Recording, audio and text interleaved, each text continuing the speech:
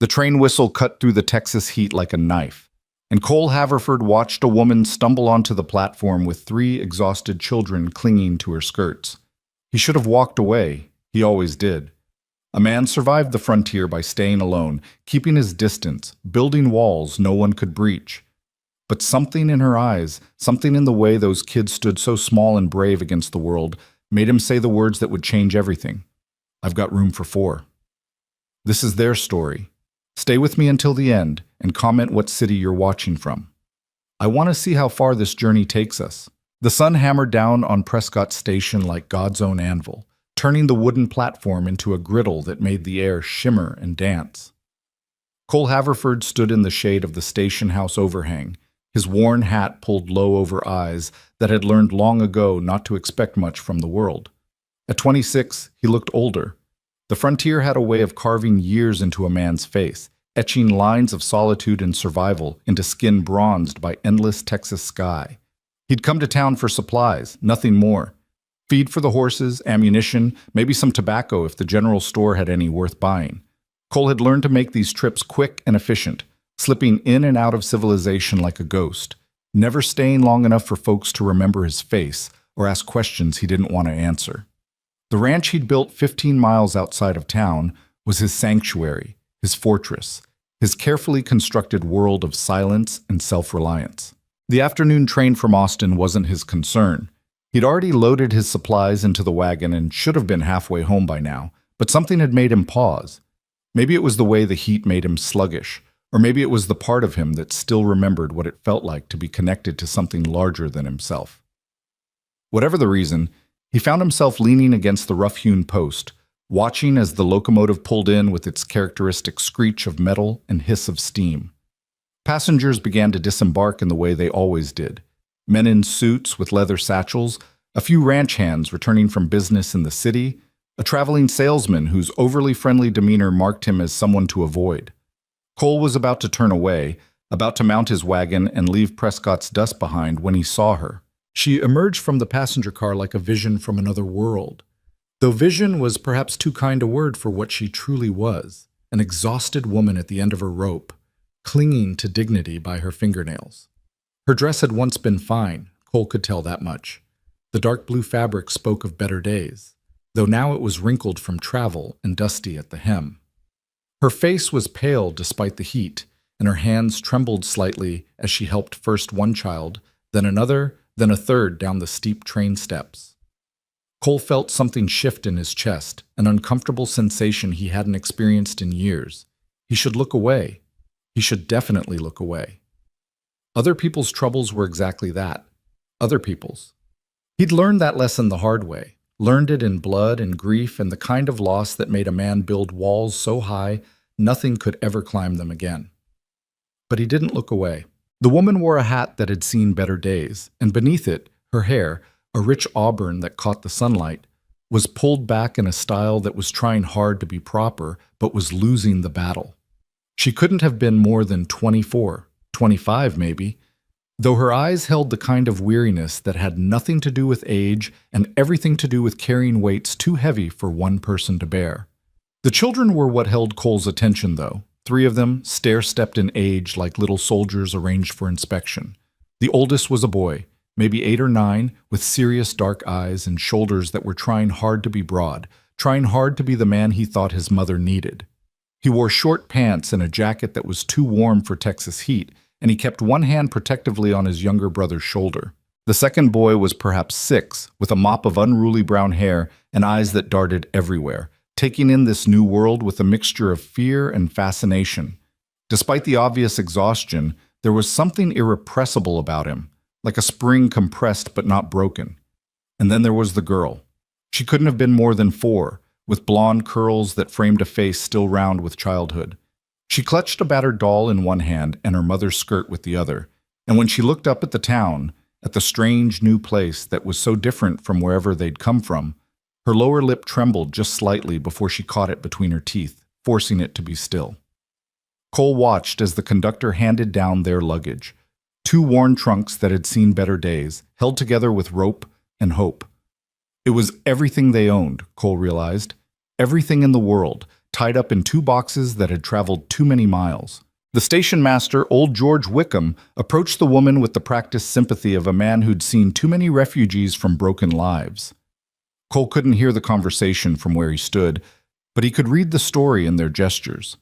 The woman's hands moving in polite, increasingly desperate motions. George's head shaking, slowly, regretfully. The way her shoulders sagged just slightly before she caught herself, straightening her spine with visible effort. "No rooms," Cole heard George say, as he moved close enough to catch the words. "Not proper ones anyway, ma'am. Maybe the boarding house on 5th Street. Mrs. Halloran sometimes takes in families, but I gotta be honest with you, she don't come cheap." "I see." The woman's voice was cultured, Eastern maybe, with the kind of accent that spoke of education and breeding. It made her presence here in dusty Prescott with her 3 children and 2 battered trunks all the more jarring. "And the rooms above the saloon that were mentioned in the telegraph?" George had the decency to look uncomfortable. "Ma'am, I don't think those would be, that is to say, they ain't suitable for a lady, especially not one with young'uns." The oldest boy's hand tightened on his brother's shoulder. The woman's face remained composed, but Cole saw the way her throat moved as she swallowed, the way her fingers tightened on her small handbag. She was doing calculations in her head, he could tell, counting coins that weren't there, trying to stretch resources that had already been stretched past breaking. "I understand," she said quietly. "Thank you for your honesty, Mr. Wickham. Perhaps you could direct me to this Mrs. Halloran's establishment? 3 blocks east, 2 blocks north. The White House with the green shutters." George paused, his weathered face creasing with concern. "Ma'am, if you don't mind me saying, you look like you could use some rest before you go walking through town in this heat. There's a bench in the shade over—" "We'll be fine." The woman's voice was firm, final. She turned to her children with a smile that didn't quite reach her eyes. "Come along, children. Daniel, help Eli with the smaller trunk. Rosie, stay close to Mama." Cole watched them struggle with the luggage. The older boy, Daniel, grabbed one handle of the larger trunk while his mother took the other.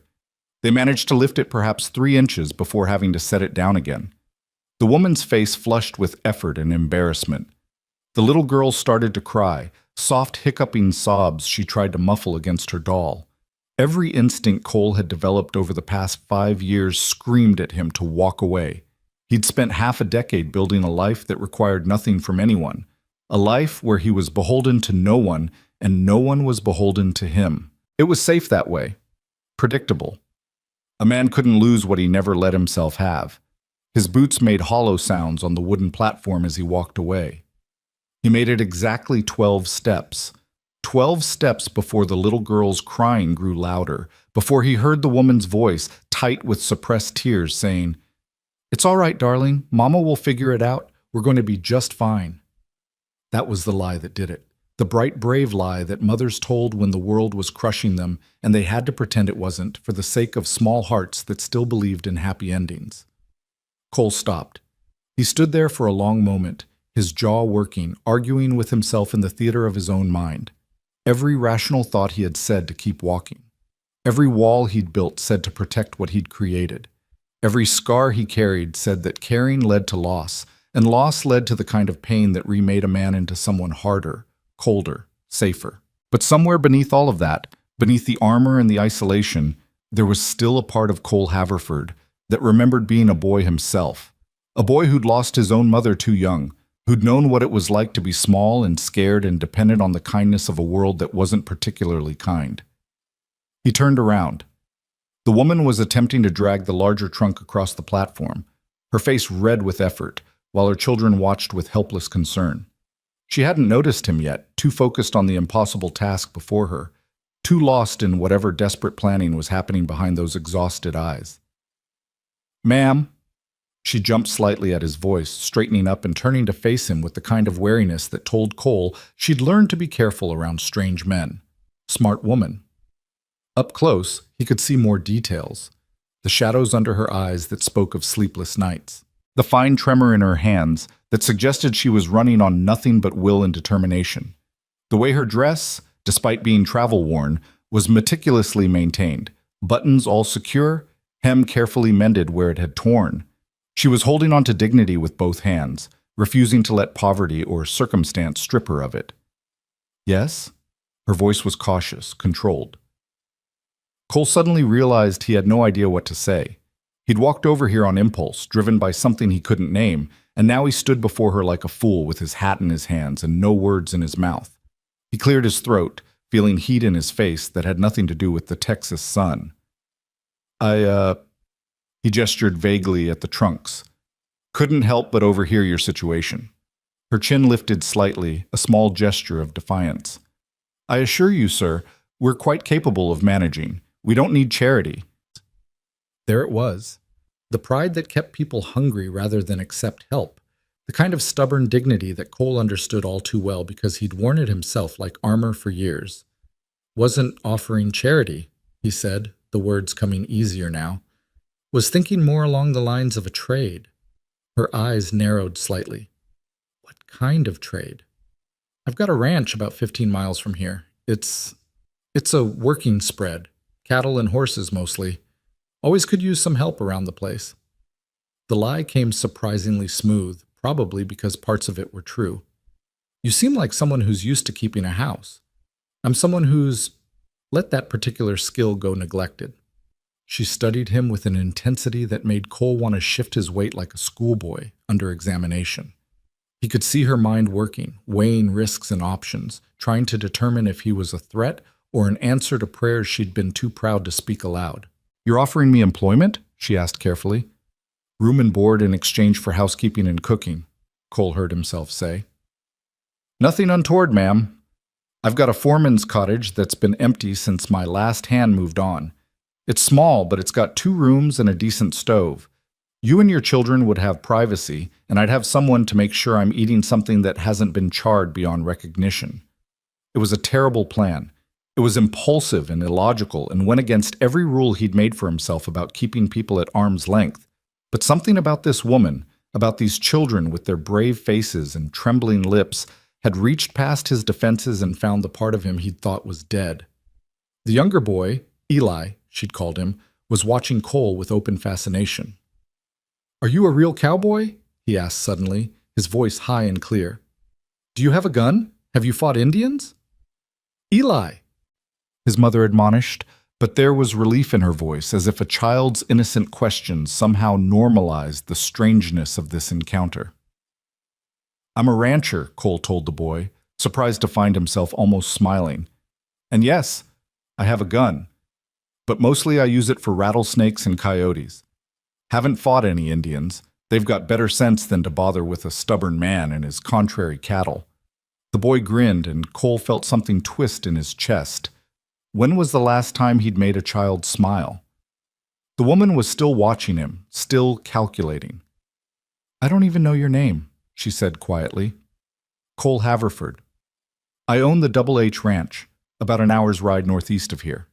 He gestured toward his wagon, loaded with supplies. I'm heading back there now. You're welcome to come along, see the place before you decide. If you don't like what you see, I'll bring you right back to town. No questions asked.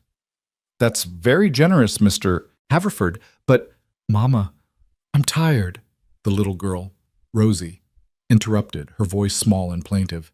And hungry. The woman's face crumpled for just a moment before she caught herself. Cole saw it, though, that flash of defeated desperation, the look of someone who'd been running on empty for too long and had finally hit the wall. I have food, Cole said quickly. Packed some sandwiches and a canteen for the ride back. Your daughter could eat on the way, and we could talk about the arrangement. You'd be making a decision with a full stomach, at least. The older boy, Daniel, stepped forward slightly, positioning himself between Cole and his mother in a gesture that was both protective and heartbreaking. What do you want from us? He asked, and his voice was older than his years, weighted with suspicions no child should have to carry. Cole knelt down, bringing himself to the boy's eye level. He saw himself in that serious face, saw the kind of forced maturity that came from losing a father and having to become the man of the family before you'd even figured out how to be a boy. Nothing but honest work from your mother, Cole said, meeting the boy's eyes directly. And maybe for you and your brother to help with some light chores if you're willing. Feed the chickens, gather eggs, that sort of thing. In return, you'd have a roof over your heads, regular meals, and space to just be kids for a while. Fair trade, seems to me. Daniel studied him for a long moment, then turned to his mother. She was watching the exchange with eyes that had gone bright with unshed tears. Whatever she saw in her son's face seemed to settle something for her. "Mrs. Marston," she said, extending a hand that trembled only slightly. "Lydia Marston. These are my children, Daniel, Eli, and Rosie." Cole took her hand, noting the calluses on fingers that had once been soft, the way her grip was firm despite the exhaustion. "Pleased to meet you, Mrs. Marston, and I promise you, my offer is made in good faith. You need help, and I could use yours. Seems like God might have put us on the same platform at the same time for a reason." She let out a breath that was half laugh, half sob. "I'm not sure God has been paying much attention to me lately, Mr. Haverford." "Well then," Cole said, straightening up and reaching for the nearest trunk. "Maybe he's starting to." Within minutes, they had the luggage loaded into the wagon. Cole had a way with efficient movement, the economical grace of someone who'd learned to do everything himself and do it well. He lifted the trunks as if they weighed nothing, secured them with practiced knots, and then helped Mrs. Marston and the children up onto the wagon seat. Rosie ended up on Cole's lap, much to everyone's surprise, including his own. She'd climbed up without asking, settling herself with the confidence of a child too young to understand social boundaries, and before Cole could figure out how to politely relocate her, her mother had intervened. "Rosie, sweetheart, you can't just—" "She's fine," Cole said, the words escaping before he'd thought them through. The little girl weighed almost nothing, just a warm bundle of exhausted child, and she'd already closed her eyes, her head drooping against his chest. "Long as she doesn't mind being a little dusty by the time we arrive." Lydia looked like she wanted to object, but fatigue won out over propriety. She nodded, settling her other children on the seat beside her. Daniel sat ramrod straight, maintaining his vigil. Eli immediately began asking questions about everything they passed, his natural exuberance breaking through his exhaustion. As the wagon pulled out of Prescott, heading toward open country, Cole became aware of eyes watching them. He caught Mrs. Sarah Henderson staring from her position outside the dry goods store, her face arranged in an expression of scandalized interest. Old Tom Murray paused in his conversation outside the saloon to watch them pass, his weathered face creasing with curiosity. By sunset, Cole knew, the whole town would be buzzing with speculation about Cole Haverford, the hermit rancher who lived alone and liked it that way, driving out of town with a woman and 3 children like he'd suddenly acquired a ready-made family from the mercantile. Let them talk. Cole had stopped caring about gossip years ago. The ride to the Double H took just over an hour, following a rutted track that wound through increasingly wild country. The town fell away behind them, replaced by rolling hills covered in long grass that moved like water in the wind. Live oaks dotted the landscape, their branches spread wide for shade. In the distance, Cole could see his cattle, small dark shapes against the golden grass. Eli kept up a running commentary, pointing at every bird, every interesting rock, every stand of trees. "What's that bird, Mr. Haverford? Is that where you keep your cows? Do you have horses? Can I ride one?" "That's a red-tailed hawk," Cole answered. "Yes, that's part of the grazing land. Yes, I have horses. And maybe, if your mother says it's all right, and you prove you can be responsible around them." Lydia watched him with an expression Cole couldn't quite read. He'd unwrapped the sandwiches, thick slabs of bread with beef and cheese, and distributed them to the children. Rosie had woken up just long enough to eat before falling asleep again, and now all 3 children were drowsing in the afternoon heat, their bellies full for the first time in what might have been days. "You didn't have to do this," Lydia said quietly, when the only sound was the creak of the wagon and the clip-clop of the horse's hooves. "Take us in, I mean. We're strangers to you." Cole kept his eyes on the road ahead. Seemed like the right thing to do. Most men wouldn't have stopped. Maybe I'm not most men. She was quiet for a moment, and Cole could feel her studying him, trying to figure him out. "We won't be a burden to you," she said finally. "I'm a hard worker, Mr. Haverford. I can cook and clean and mend. I can manage a household efficiently, and my boys will help however they can." "Never doubted it. And if the arrangement doesn't suit, if you find we're not what you expected?"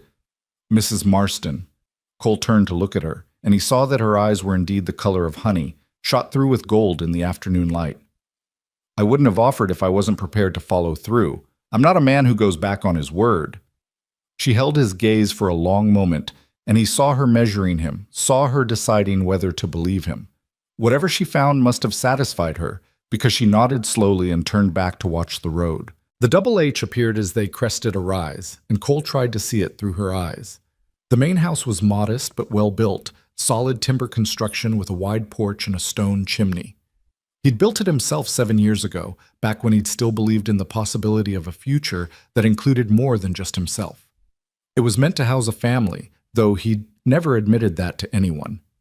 2 stories, with 4 bedrooms upstairs that he'd never furnished.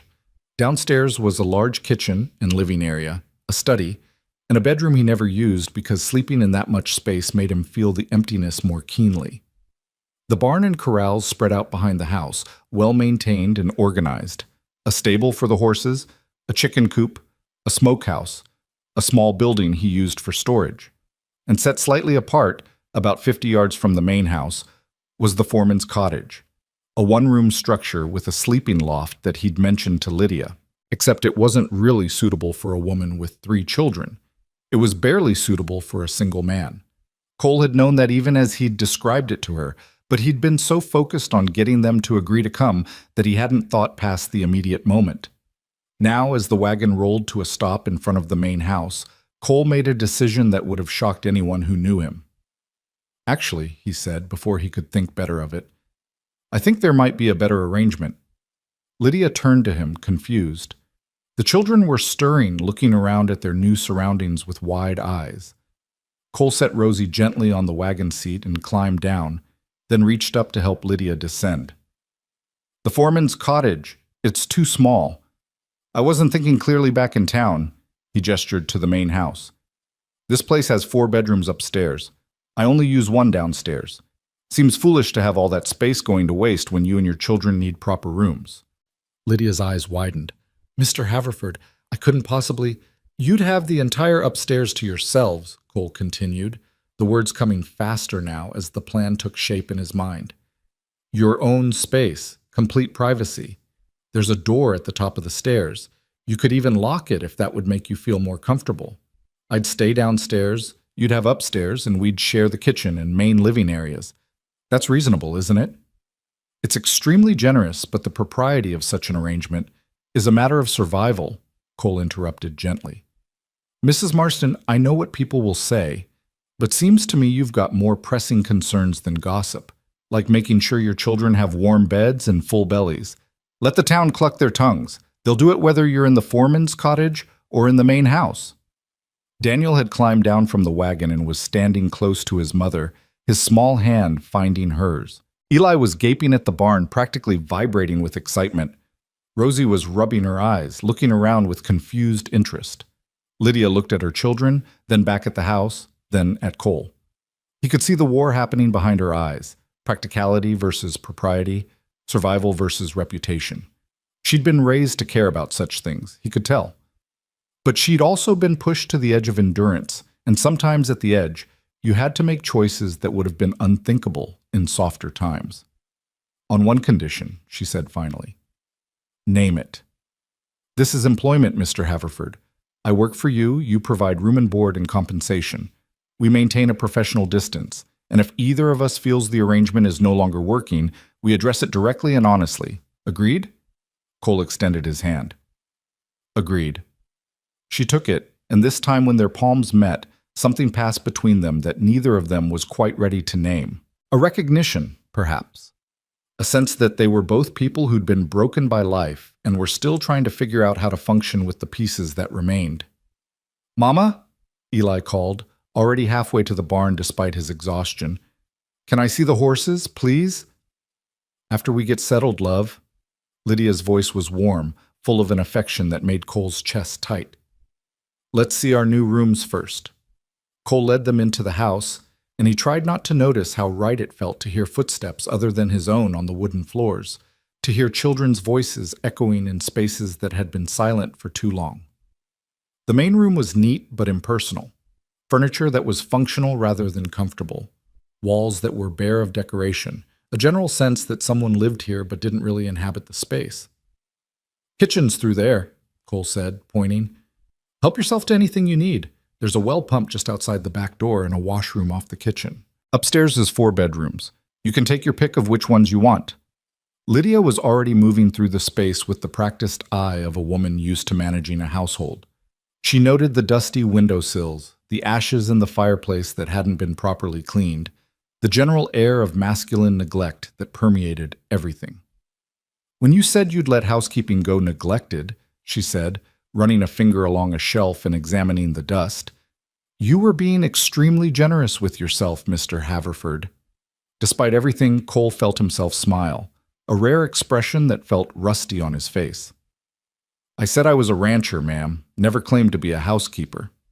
She turned to look at him, and for the first time since he'd met her on that platform, he saw her truly smile. It transformed her face, chasing away the exhaustion and replacing it with something bright and warm and almost mischievous. "Well then," she said, rolling up her sleeves despite the fact that she'd been traveling for days, "I suppose I'd better start earning my keep." "Tomorrow," Cole said firmly. "Today, you're going to show those children their rooms, let them settle in, and then I'm going to make dinner." "You just said you char everything beyond recognition." "I make a passable stew. It's one of 3 things I can cook without burning down the house. You're welcome to judge my efforts, but tonight you're going to sit down and let someone take care of you for a change." For a moment, he thought she might cry.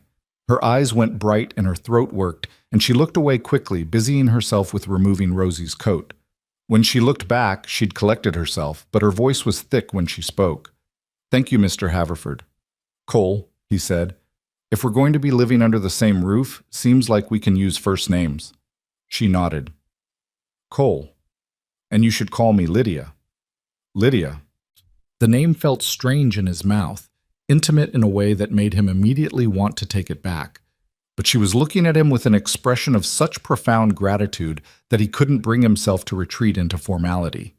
The afternoon dissolved into activity. Lydia and the children explored upstairs, their footsteps and exclamations drifting down as they discovered the bedrooms. Cole brought in their trunks, hauling them up the stairs with the same efficiency he'd shown loading the wagon. He found Lydia standing in the largest bedroom, looking out the window at the land spreading away in all directions. "The boys can share the room next door," she was saying, more to herself than to him. "And Rosie will want to be close to me, so she can have the small room right across the hall. And this one—" She turned to face him, and there was wonder in her face. "I haven't had a room to myself in 2 years." Cole set the trunk down carefully. "It's yours now. There's linens in the chest at the foot of the bed. They're clean, but they might be a bit dusty. And if you need anything else, this is more than enough." She looked around the space, simply furnished with a bed, a dresser, a small writing desk by the window. "More than I expected. More than I deserve, probably." "Everyone deserves a soft place to land," Cole said quietly. "Especially after they've been falling for a while." Their eyes met, and in that moment, Cole saw her truly. Not just the exhausted widow on a train platform, not just the mother protecting her children, but Lydia. A woman who'd lost everything and was trying to build something from the ashes. A woman who was brave and proud, and so very tired of having to be both. "Cole?" Eli's voice called from another room. "There's a bird's nest in the tree outside this window. Can we keep it?" The moment broke. Lydia smiled, shaking her head. "I'd better go explain why we can't relocate a bird's nest indoors." She left, and Cole stood alone in what was now her room, feeling the weight of what he'd done settling on his shoulders. He'd opened his door to strangers. He'd invited chaos into his carefully ordered life. He'd taken 4 people who were utterly dependent on him and promised them safety. It was the opposite of everything he'd sworn to do after losing his family. It violated every rule he'd made about keeping his distance, about never giving his heart to anything he could lose. But as he heard Rosie's laugh drift down from upstairs, as he heard Daniel's serious voice asking his mother questions about their new home, as he heard Eli's infectious enthusiasm turning everything into an adventure, Cole realized he didn't regret it. Not yet, anyway. He went downstairs and started making stew, cutting vegetables with the kind of focused attention that kept him from thinking too hard about what came next. The light through the kitchen window turned golden as the sun began its descent, painting everything in warm tones that made the house look almost welcoming. By the time Lydia and the children came downstairs, drawn by the smell of cooking food, Cole had set the table, 5 places, though he couldn't remember the last time he'd needed more than one. They sat together as the last light faded from the sky, and Cole ladled out stew into bowls that had never held food for anyone but himself. "It's good," Daniel said, and there was surprise in his voice that made Cole want to laugh. "Don't sound so shocked. I told you I had 3 things I could cook without disaster." "What are the other 2?" Eli asked around a mouthful of bread. "Beans and bacon, and something I call coffee, but which probably violates the definition of the word." Lydia laughed, and the sound filled corners of the house that had been dark for too long. Rosie was already nodding over her bowl, exhaustion finally winning its battle. The boys ate with the single-minded focus of children who'd been hungry and were now, miraculously, not. And Cole sat at the head of his table, in his quiet house that was suddenly full of life, and wondered what in God's name he'd gotten himself into. After dinner, Lydia tried to clean up despite Cole's protests. They compromised. She washed while he dried, a domestic rhythm that felt simultaneously natural and surreal. The children were sent upstairs to prepare for bed, though their footsteps overhead suggested more playing than preparing was happening. "They're excited," Lydia said, scrubbing a pot with more vigor than necessary. "They haven't had much to be excited about lately." "How long have you been traveling?" Her hand stilled in the water. 6 weeks. Since the funeral." Cole waited, giving her space to continue or not. She was quiet for a long moment, and he thought that was the end of it. But then she started talking, her voice soft and steady. "My husband was a banker in Philadelphia, Marcus Marston. He was 42 when we married. I was 19.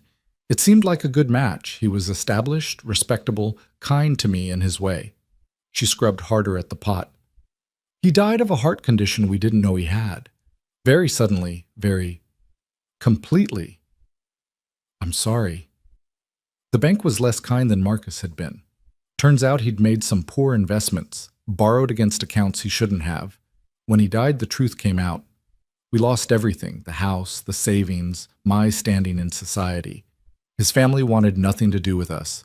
My own family. She laughed, a bitter sound. "Well, they made it clear that I'd made my bed and would have to lie in it." "So you came to Texas?" "I had a great aunt who lived in Austin. She died last year and left me a little money. Not much, but enough to get us here. I thought perhaps we could start over, find some place where the Marston name didn't mean scandal and ruin.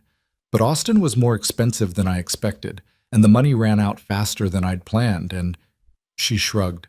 "And then I found myself on a train platform in a town I'd never heard of, with 3 exhausted children and no idea what to do next."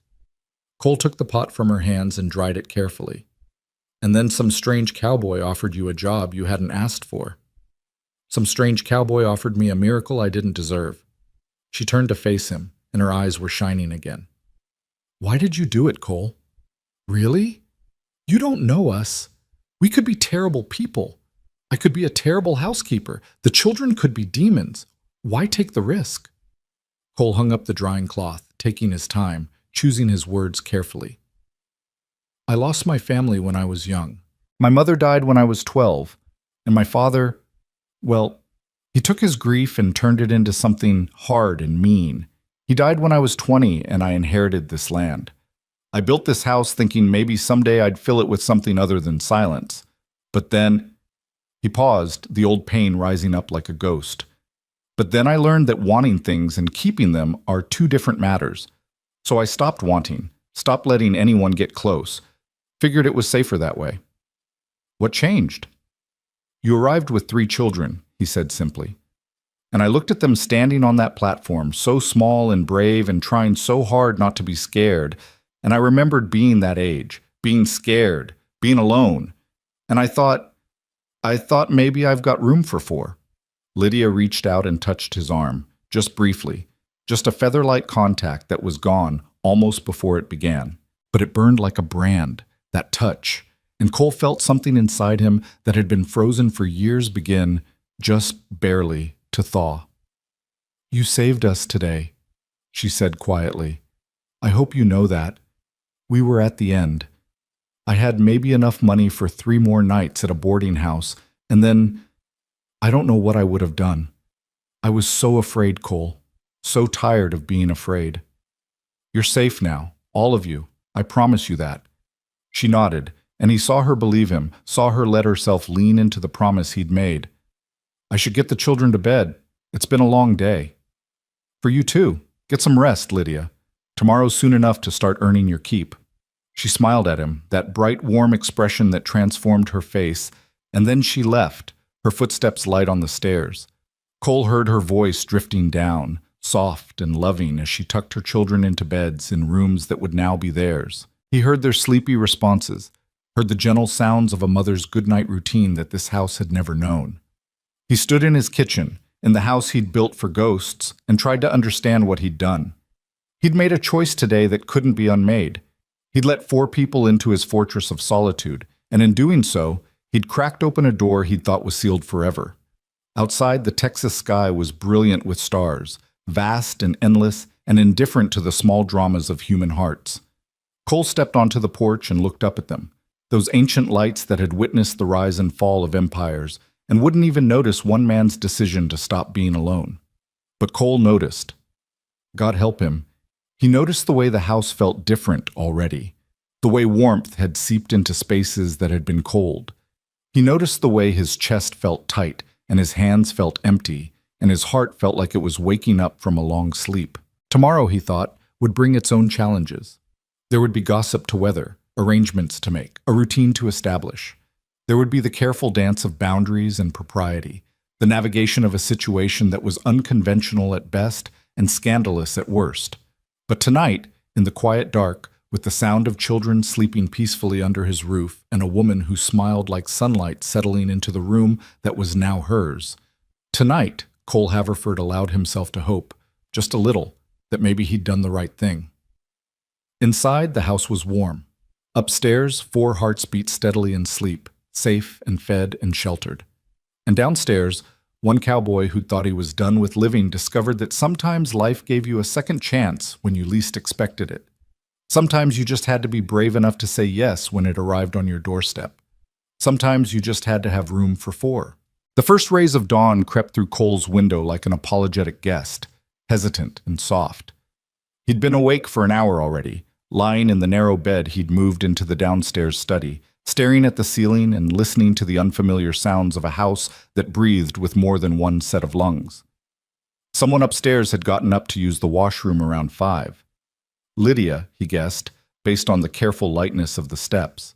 Then silence again, the kind that felt different now, populated rather than empty. By the time the sun had fully broken over the horizon, painting the Texas landscape in shades of gold and amber, Cole was already outside, attending to the morning chores with a restless energy he couldn't quite explain. He fed the horses, mucked out stalls, checked the fence line near the east pasture where he'd noticed some weakness the day before.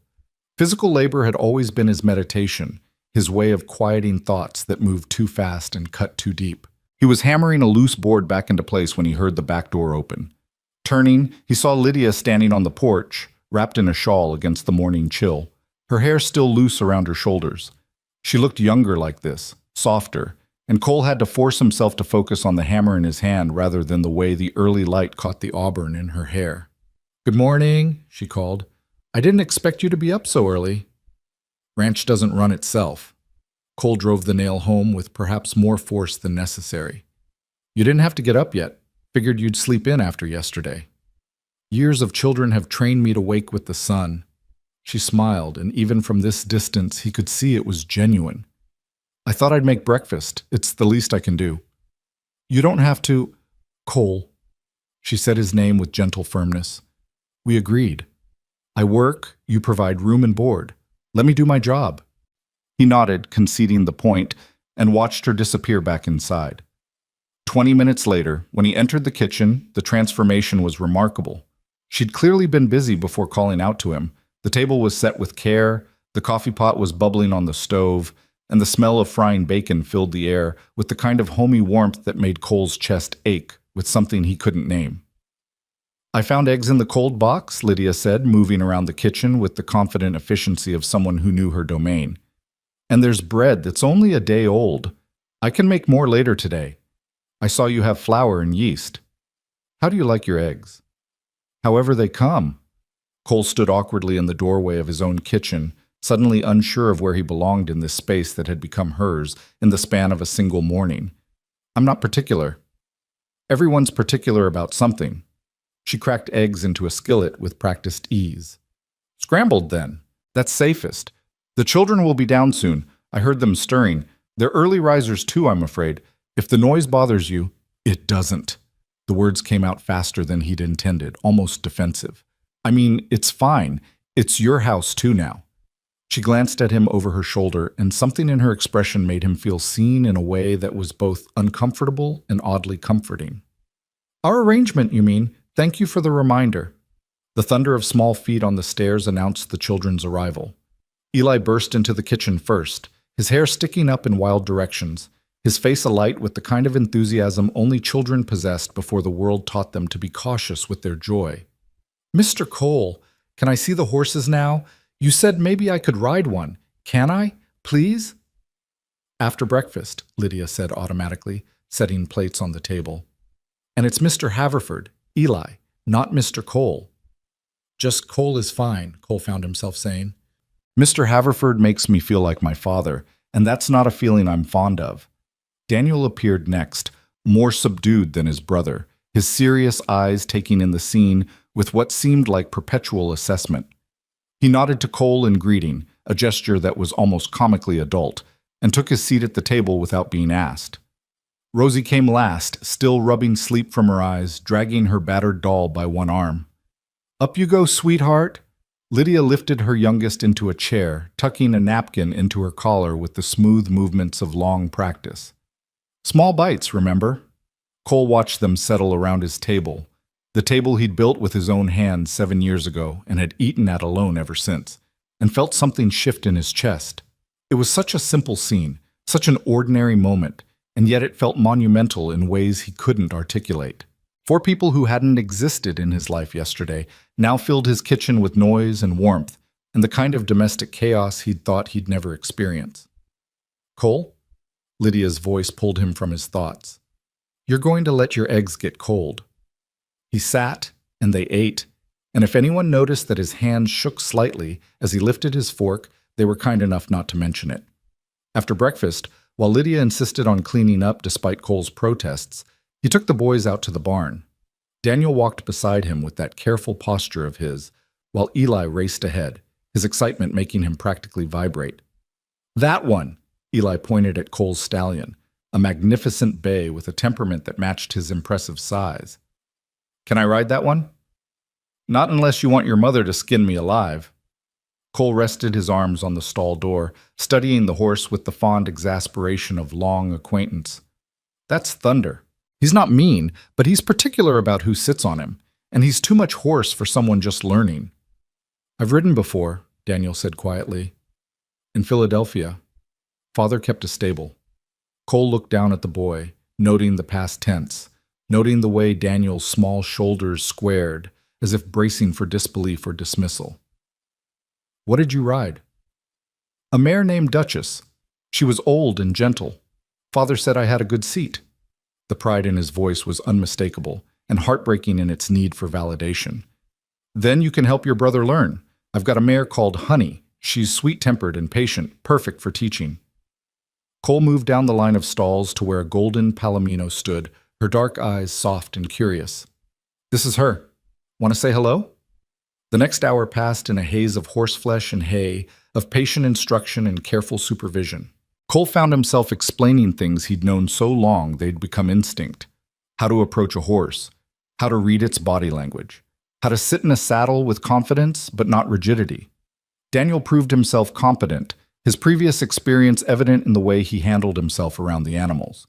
Eli was all enthusiasm and no technique, but he listened when Cole corrected him, and his laughter when Honey nuzzled his pockets looking for treats was infectious. They were leading the horses out to the corral when Lydia appeared, Rosie on her hip, to watch. She'd changed into a simpler dress, her hair now properly pinned, and she looked more rested than she had the day before, though shadows still lingered under her eyes. "Mama, watch," Eli called, already mounted with Cole's hand steadying him. "I'm a real cowboy." "I see that, love. Hold on tight." Her voice was warm with affection, but Cole caught the tension in her shoulders, the way her free hand pressed against her stomach as if holding something in. "He's safe," Cole said quietly, moving to stand beside her at the fence. "I won't let him fall." "I know. It's just—" She trailed off, watching as Cole led the horse in a slow circle around the corral. "I've spent so long being afraid of losing them, afraid of every risk, every danger. It's exhausting, living in fear. Can't keep them in cotton wool forever. Boys need to test themselves, need to learn what they're capable of." "You sound like you're speaking from experience." Cole watched Daniel take his turn, the boy sitting straight and proud in the saddle. "My mother died when I was 12. Fever took her in 3 days. My father, he tried to protect me after that, kept me close, didn't let me do anything that might be dangerous. Thought he was keeping me safe." He paused, remembering. "All he did was make me afraid of the world. When he died and I had to make it on my own, I had to unlearn all that fear, had to teach myself to be brave. It would have been easier if someone had let me practice when I was young." Lydia turned to look at him, really look at him, and Cole felt exposed under that gaze. "You're a good man, Cole Haverford." "I'm a man who knows what it's like to grow up afraid. That's all." Rosie squirmed in her mother's arms, pointing at the horses. "Down, Mama. Want to see." Lydia set her daughter on the ground, keeping a firm hold on her hand as the little girl pressed against the fence rails. "Horsies," Rosie breathed, her eyes wide with wonder. "You want to pet one?" Cole heard himself offer before thinking it through. "I can bring Honey over. She's gentle as a lamb." Rosie nodded enthusiastically, and Cole found himself leading the mare over after Daniel dismounted. He lifted the little girl carefully. She weighed nothing, all soft warmth and trust, and held her up so she could touch the horse's velvet nose. Honey, true to her nature, stood perfectly still, accepting the child's fumbling pats with patient grace. "Soft," Rosie whispered, her small hand stroking the mare's face. "Nice horsey." "Very nice," Cole agreed, and when he looked over at Lydia, he found her watching him with an expression that made his heart skip in his chest. Gratitude, yes, but something more. Something that made him remember he was holding her daughter, standing in his corral teaching her sons to ride, playing at being something he'd sworn he'd never try to be again. He set Rosie down perhaps more quickly than necessary, suddenly needing distance from the intimacy of the moment. "I should check on the cattle. You boys can help if you want. There's work to be done if you're interested in earning your keep." Daniel straightened immediately, eager and serious. "Yes, sir. What do we need to do?" "Let's start with the chickens. They need feeding and the eggs need collecting. Think you can handle that?" The days that followed established a rhythm that felt both natural and surreal. Cole would wake before dawn, attend to the most urgent ranch business, then return to find Lydia already up, the kitchen warm and fragrant with breakfast. They'd eat together, all 5 of them, and Cole would take the boys with him for the morning work while Lydia transformed the house with her efficient care. She was relentless in her efforts, attacking years of bachelor neglect with a determination that was almost frightening. Windows that hadn't been properly cleaned in Cole's entire tenure sparkled in the sunlight. Floors that had known only the most cursory sweeping now gleamed with regular care. She discovered linens he'd forgotten he owned, washed and aired them until they smelled of sunshine and lavender. The bare walls began to accumulate small touches, wildflowers in a jar on the kitchen table, curtains she made from fabric she found in the storage room, little changes that made the house feel inhabited rather than merely occupied. "You're going to work yourself to death," Cole said one afternoon, finding her on her hands and knees scrubbing the floor of what had been his study. "I'm earning my keep," she replied without looking up, her voice slightly breathless from exertion. "This room is disgraceful, Cole. When was the last time it was properly cleaned?" "Never, probably. I just closed the door and pretended it didn't exist." She sat back on her heels, pushing a stray lock of hair from her face and leaving a smudge of dust on her cheek. "Well, it exists now, and it could be lovely. Look at this wood. It's beautiful under all this grime. You could actually use it as a study instead of a storage closet. Cole leaned against the doorframe, watching her work with something that felt dangerously close to affection. You don't have to make everything perfect. I hired you for basic housekeeping, not a complete renovation. I'm not making it perfect. I'm making it a home. She said it matter-of-factly, as if there was no difference, as if the transformation she was working wasn't remarkable. Besides, it gives me something to do while the children are with you. They're enjoying themselves, you know. Daniel told me yesterday that this was the best adventure he'd ever had. It's just ranch work. To you, to them, it's freedom. It's space to run and explore and be children without worrying about propriety or what the neighbors think. She dipped her brush back in the bucket, attacking another section of floor. You're good with them, Cole. Better than you probably realize. He didn't know what to say to that, so he did what he always did when emotions got too close to the surface. He changed the subject. I'm riding out to check the north fence line. Thought I'd take the boys with me, make a day of it. That all right with you? Of course, just keep them safe, as always. Their eyes met and something passed between them. An understanding, a trust, a recognition that they were building something here that went beyond their initial agreement. Cole felt it settling into his bones, this sense of responsibility and connection, and it scared him even as it felt right. He left her to her cleaning and went to find the boys. The ride to the north pasture was an education in patience.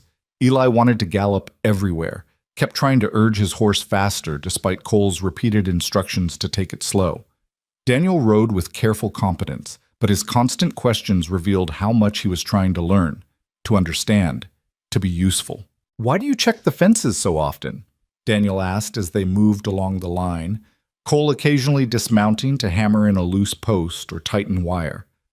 Because cattle are curious creatures with no sense of self-preservation. They see a weak spot, they'll push through, and then you've got strays all over creation.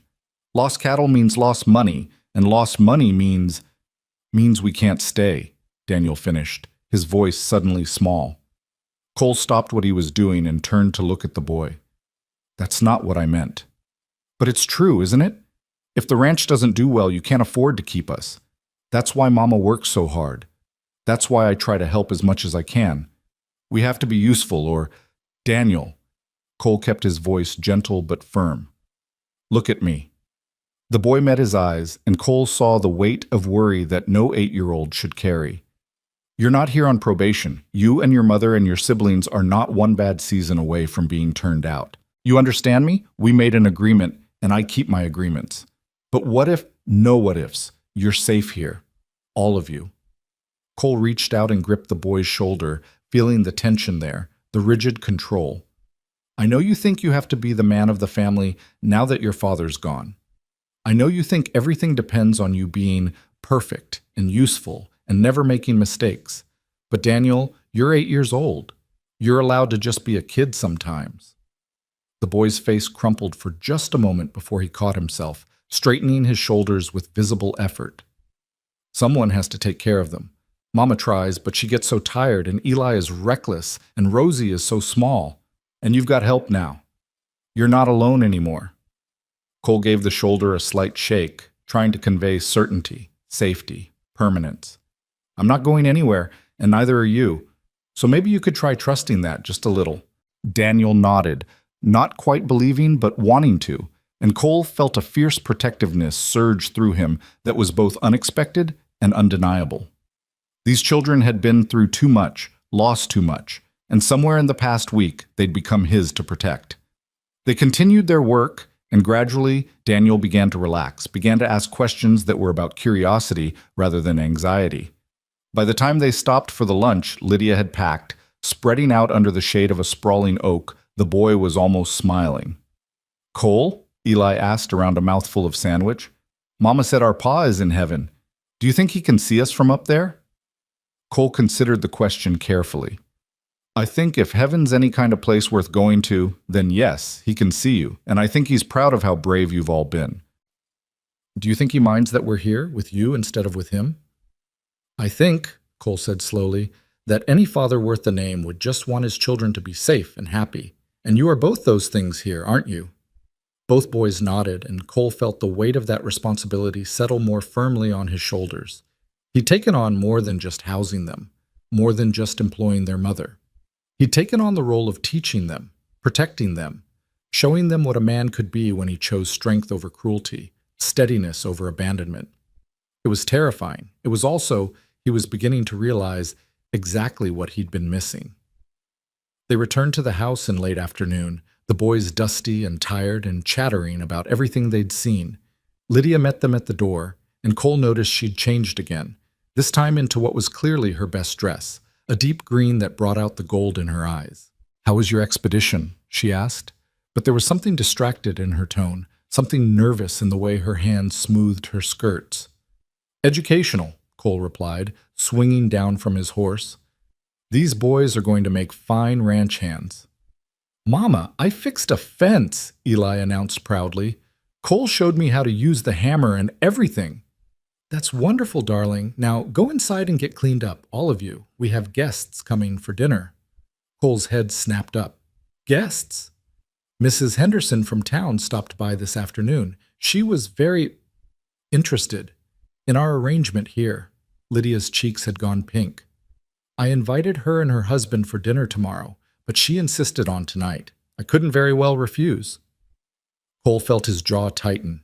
Sarah Henderson was the town's most notorious gossip, a woman who collected other people's business like some people collected stamps. If she'd made the effort to come all the way out to the ranch, it was because the rumors about Cole and his unexpected house guests had reached a fever pitch in town. "You could have told her we weren't prepared for visitors." "I could have. But Cole, we can't avoid the town forever. People are going to talk. They probably already are. Better to face it head on, show them there's nothing improper happening here." She said it firmly, but he could see the anxiety in her eyes. "Unless you'd rather I hadn't." "No, you did right." He sighed, running a hand through his hair. "I just wish you'd had warning. Wish you hadn't had to face her alone." "I've faced worse than small-town gossips." Her smile was wry. "Besides, I thought it might help to show them I'm a respectable woman trying to make an honest living.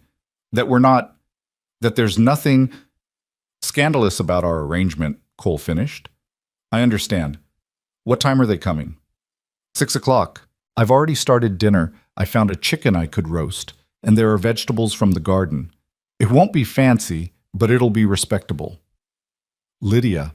He waited until she looked at him. "You don't have to prove anything to these people." "Maybe not, but I'd like to anyway." She turned to head back inside, then paused. "Cole, thank you for understanding." The Hendersons arrived precisely at 6, their wagon kicking up dust on the road long before it reached the house. Sarah Henderson was a formidable woman in her late 40s, corseted within an inch of her life and wearing the expression of someone who'd come to pass judgment. Her husband, Tom, was a quieter presence, a shopkeeper who'd learned long ago that the path of least resistance was to agree with whatever his wife said. "Mr. Haverford," Sarah said as Cole helped her down from the wagon. "How kind of you to have us. We were so surprised to hear you'd taken in lodgers. You've been such a solitary man all these years." "Mrs. Marston is my housekeeper, not a lodger," Cole corrected, keeping his voice even. "She and her children are earning their keep." Of course. Sarah's eyes were already scanning the property, taking in every detail to be reported back to town. "And where is this Mrs. Marston? I'm eager to make her acquaintance." Lydia appeared in the doorway, and Cole felt a surge of pride at the picture she made. She'd pinned her hair up in an elegant style, and the green dress made her look composed and dignified. She greeted the Hendersons with perfect propriety, her manners revealing her Eastern upbringing. "Please, come in. Dinner is nearly ready. I hope you'll forgive the simplicity. I'm still learning Mr. Haverford's kitchen." They settled in the dining room, and Cole had to admit that Lydia had worked magic in the few hours she'd had. The table was set beautifully with dishes he'd forgotten he owned, polished until they gleamed. Candles provided soft light, and the smell of roasting chicken filled the house with warmth.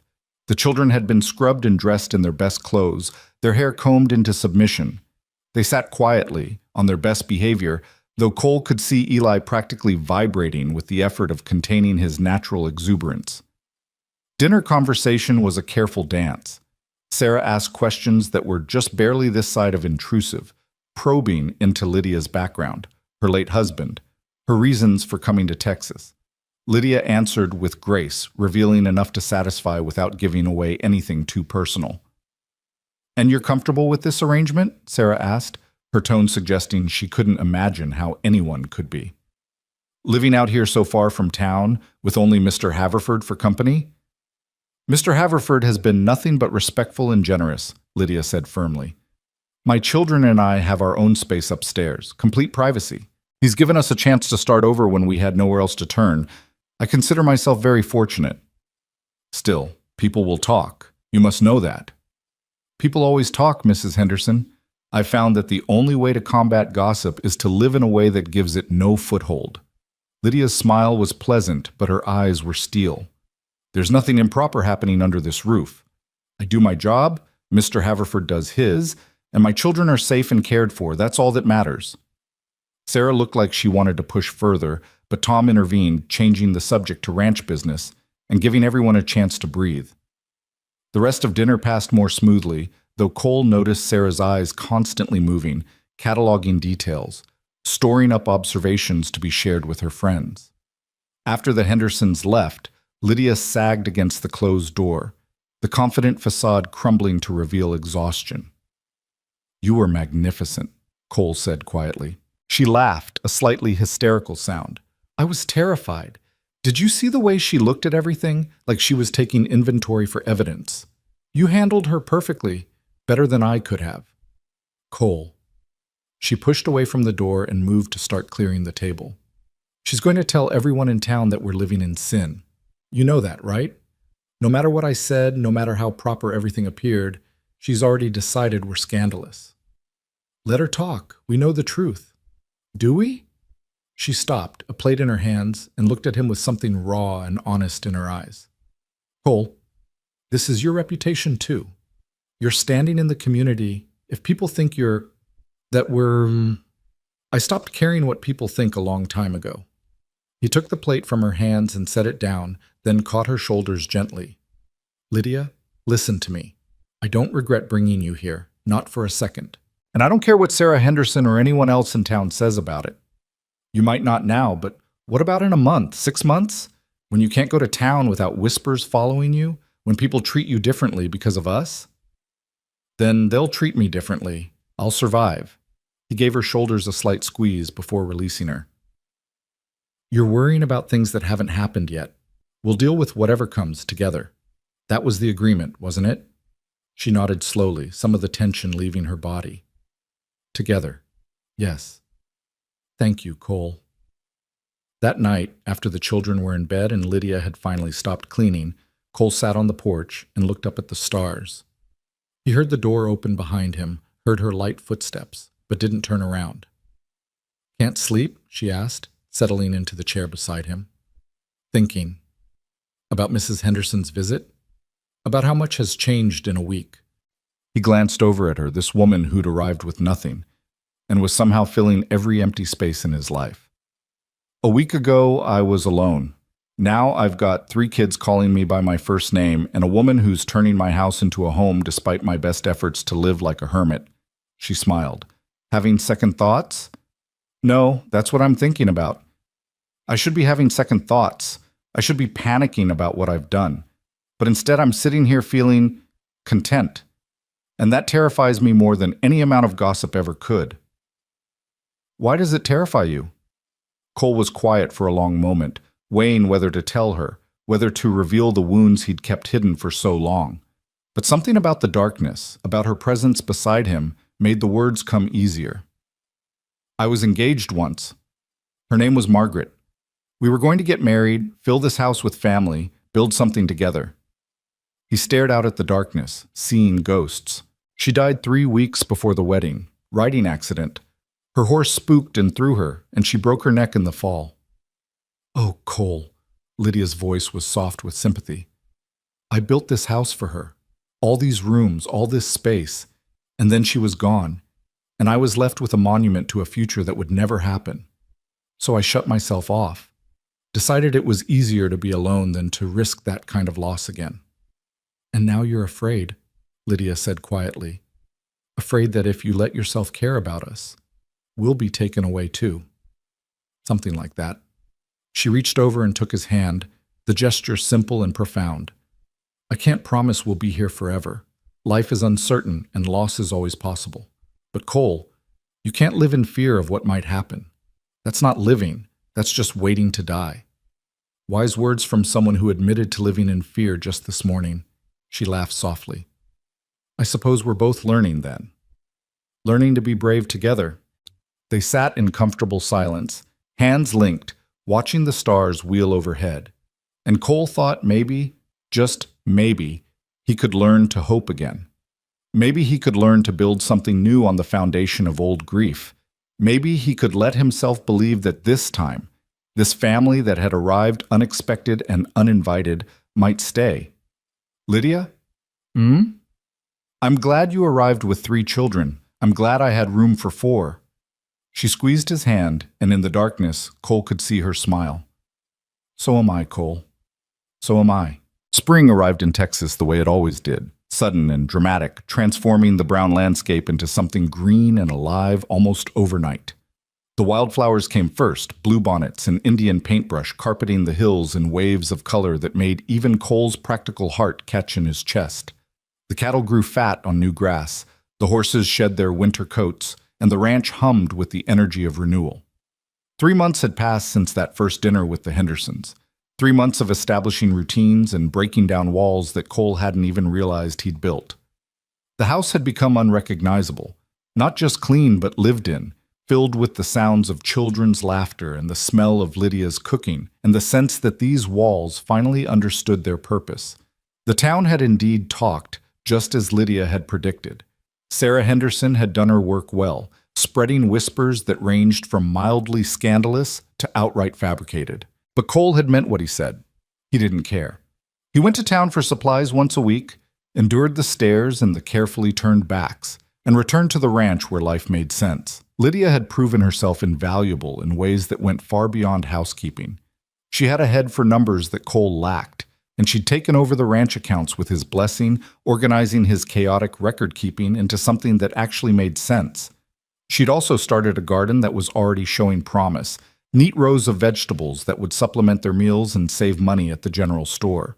The children had transformed too. Daniel had lost some of that rigid control, allowing himself moments of boyish abandon that made Cole's chest tight with satisfaction. Just yesterday, he'd caught the boy laughing, really laughing, bent over with it, at something Eli had said, and the sound had been like music. Eli himself had channeled his boundless energy into ranch work, following Cole around like an enthusiastic shadow, absorbing everything he could about horses and cattle and the business of running a spread. And Rosie had attached herself to Cole with the complete trust that only small children possessed, climbing into his lap at dinner, demanding stories before bed, calling him my Cole in a way that melted every defense he'd ever constructed. It was the kind of life Cole had once dreamed of and then convinced himself he didn't deserve. Now it was his reality, and he woke each morning with something that felt dangerously close to happiness. Which was why, when Mark Ellery rode up to the ranch on a bright April morning, Cole felt the first stirrings of unease. He was working in the corral when he saw the rider approaching, recognized the horse before he recognized the man. Ellery owned the neighboring spread, the Triple E, a prosperous operation that dwarfed Cole's modest holdings. He was a good rancher, a fair neighbor, and by all accounts a decent man. He was also a widower, 35 years old and in the market for a wife, if the rumors were to be believed. Haverford, Ellery called out as he dismounted, his voice friendly. Hope I'm not interrupting. Just working with one of the yearlings. Cole climbed down from the fence, wiping his hands on his pants. What brings you out this way? Had business in town. Thought I'd stop by on my way back. Ellery's eyes moved past Cole to the house, where Lydia had appeared on the porch, alerted by the sound of an unfamiliar voice. Actually, I was hoping to meet your housekeeper. Heard quite a bit about her. Cole felt his jaw tighten. I'm sure you have. If Ellery noticed the edge in Cole's voice, he didn't acknowledge it. He was already moving toward the house, his hat in his hands, his expression arranged into something pleasant and interested. Cole had no choice but to follow, feeling like a storm cloud gathering on an otherwise clear day. Mrs. Marston, Ellery said, mounting the porch steps with easy confidence. Mark Ellery. I own the Triple E, about 10 miles west of here. I've been meaning to ride over and introduce myself properly. Lydia had that careful politeness in her expression that Cole had come to recognize as her shield against unwanted attention. Mr. Ellery, it's kind of you to visit. I heard you and your children arrived from Philadelphia. Must be quite a change coming to Texas. It's been an adjustment, certainly. But we're settling in well. I'm glad to hear it. Cole's a good man, keeps to himself mostly, but he's fair and honest. You couldn't ask for a better employer. Ellery's smile was warm, genuine. I also heard you might be coming to the spring social next week. The whole county turns out. It's quite an event. Cole hadn't heard anything about a spring social, and judging by the surprised look Lydia shot him, neither had she. But she recovered quickly, her manners too ingrained to let confusion show for long. I hadn't heard about it, actually. We've been rather occupied with settling in. It's next Saturday at the church hall. Music, dancing, food, everyone brings something to share. It's a good chance to meet people, feel part of the community. Ellery's eyes were fixed on Lydia with an intensity that made Cole want to step between them. I hope you'll consider coming. It would be nice to see a new face, and I'm sure folks would like to meet you properly, away from all the gossip and speculation. That's very kind, Mr. Ellery, but we'll think about it, Cole interrupted, his voice harder than he'd intended. Mrs. Marston has quite a bit of work to manage here. Social events aren't really a priority. Ellery turned to look at him, and something flickered in his expression. Understanding, maybe, or challenge. Of course, but everyone needs a break from work sometimes, don't they? Even housekeepers. He turned back to Lydia. The invitation stands, Mrs. Marston. If you decide to come, I'd be honored if you'd save me a dance. He left soon after, riding away with a wave and a promise to stop by again soon. Cole watched him go with a feeling in his gut that he recognized as jealousy, irrational, unwelcome, and undeniable. That was unexpected, Lydia said quietly beside him. He's got a reputation as a ladies' man, smooth talker, always knows the right thing to say. He seemed pleasant enough. Pleasant. Cole turned to look at her, searching her face for something he couldn't name. Is that what you thought of him? Pleasant? Lydia's eyebrows rose slightly. I barely met the man, Cole. I'm hardly in a position to form an opinion. She paused, studying him with that perceptive gaze that always made him feel transparent. Did his visit bother you? No. Yes. I don't know. He ran a hand through his hair, frustrated with himself. I just don't like the idea of him coming around here with his invitations and his charm. Are you saying I shouldn't go to the social? I'm saying you should do what you want, but people will talk if you show up with him, and they already talk enough. They'll talk no matter what I do. Her voice was gentle but firm. Cole, I can't hide on this ranch forever, and maybe Mr. Ellery is right. Maybe it would be good to meet people properly, show them I'm not some fallen woman living scandalously. Cole wanted to argue, wanted to find reasons why she should stay here, safe on the ranch where she belonged, but he had no claim on her beyond their business arrangement, no right to dictate her social life or object to other men's interest. The realization sat bitter in his mouth. Do what you think is best, he said finally, and walked away before she could see what was written on his face. The week that followed was tense in ways that Cole couldn't quite articulate. Lydia threw herself into preparations for the social, enlisting the children's help in making a pie to bring and altering one of her dresses to make it more suitable for dancing. She didn't ask Cole if he was going, maybe because she knew the answer, maybe because she'd decided it didn't matter. Cole buried himself in ranch work, riding out at dawn and not returning until after dark, eating the dinners Lydia left warming on the stove in solitude. He told himself he was busy, that spring was a demanding time on a ranch, that the distance between them was necessary and appropriate. But at night, lying in his narrow bed, he couldn't escape the truth. He was in love with her. The realization shouldn't have been surprising. He'd been falling since the day she arrived, drawn in by her strength and her grace and the way she'd brought his house to life. But acknowledging it made it real, and real meant vulnerable, and vulnerable meant the possibility of loss that he'd sworn never to risk again. Saturday arrived with perfect weather, the kind of spring day that made people believe in new beginnings. Cole watched from the barn as Lydia and the children prepared to leave, watched Lydia settle the pie carefully in a basket and help Rosie into her best dress. The boys were scrubbed and combed, excited about the prospect of other children to play with and treats to eat. "Cole?" Lydia's voice carried across the yard. "Are you sure you won't come?" He emerged from the barn, keeping his distance. "Not my kind of thing? You all have fun."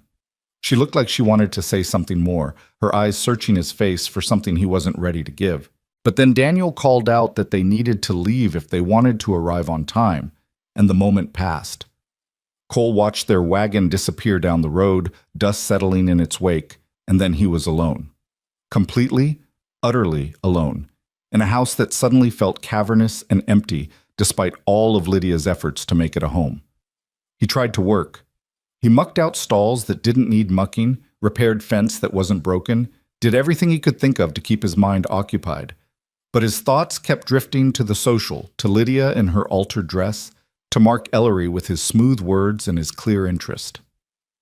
By late afternoon, Cole found himself saddling Thunder with hands that shook slightly. He told himself he was just checking on them, making sure they were all right. He told himself it was the responsible thing to do, the protective thing, what any employer would do for his housekeeper and her children. He didn't examine too closely why he needed his best shirt for such an errand. The church hall was packed when he arrived, wagons and horses filling every available space. Music drifted through the open windows, a fiddle and a guitar playing something lively that had people clapping along. Cole dismounted slowly, his heart pounding in a way that had nothing to do with the ride. Inside, the hall had been transformed. Long tables lined the walls, laden with food that represented every family's best efforts. The center of the room had been cleared for dancing, and couples spun across the floor with varying degrees of grace. Children raced between the adults, playing games that involved much shrieking and laughter. The whole scene was warm and alive, and everything Cole usually avoided. He spotted the children first. Eli and Daniel were with a group of boys their age, engaged in some kind of game that involved a ball and much running. Rosie sat with several other small girls, playing with a set of dolls someone had brought. They looked happy, integrated, like they belonged. Then he saw Lydia, and his breath caught in his chest.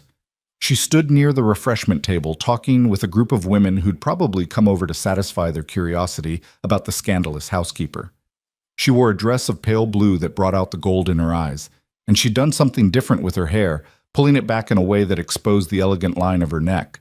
She was laughing at something someone had said, her whole face alight with it, and she was so beautiful it made Cole's chest ache. And beside her, close enough to be proprietary, stood Mark Ellery.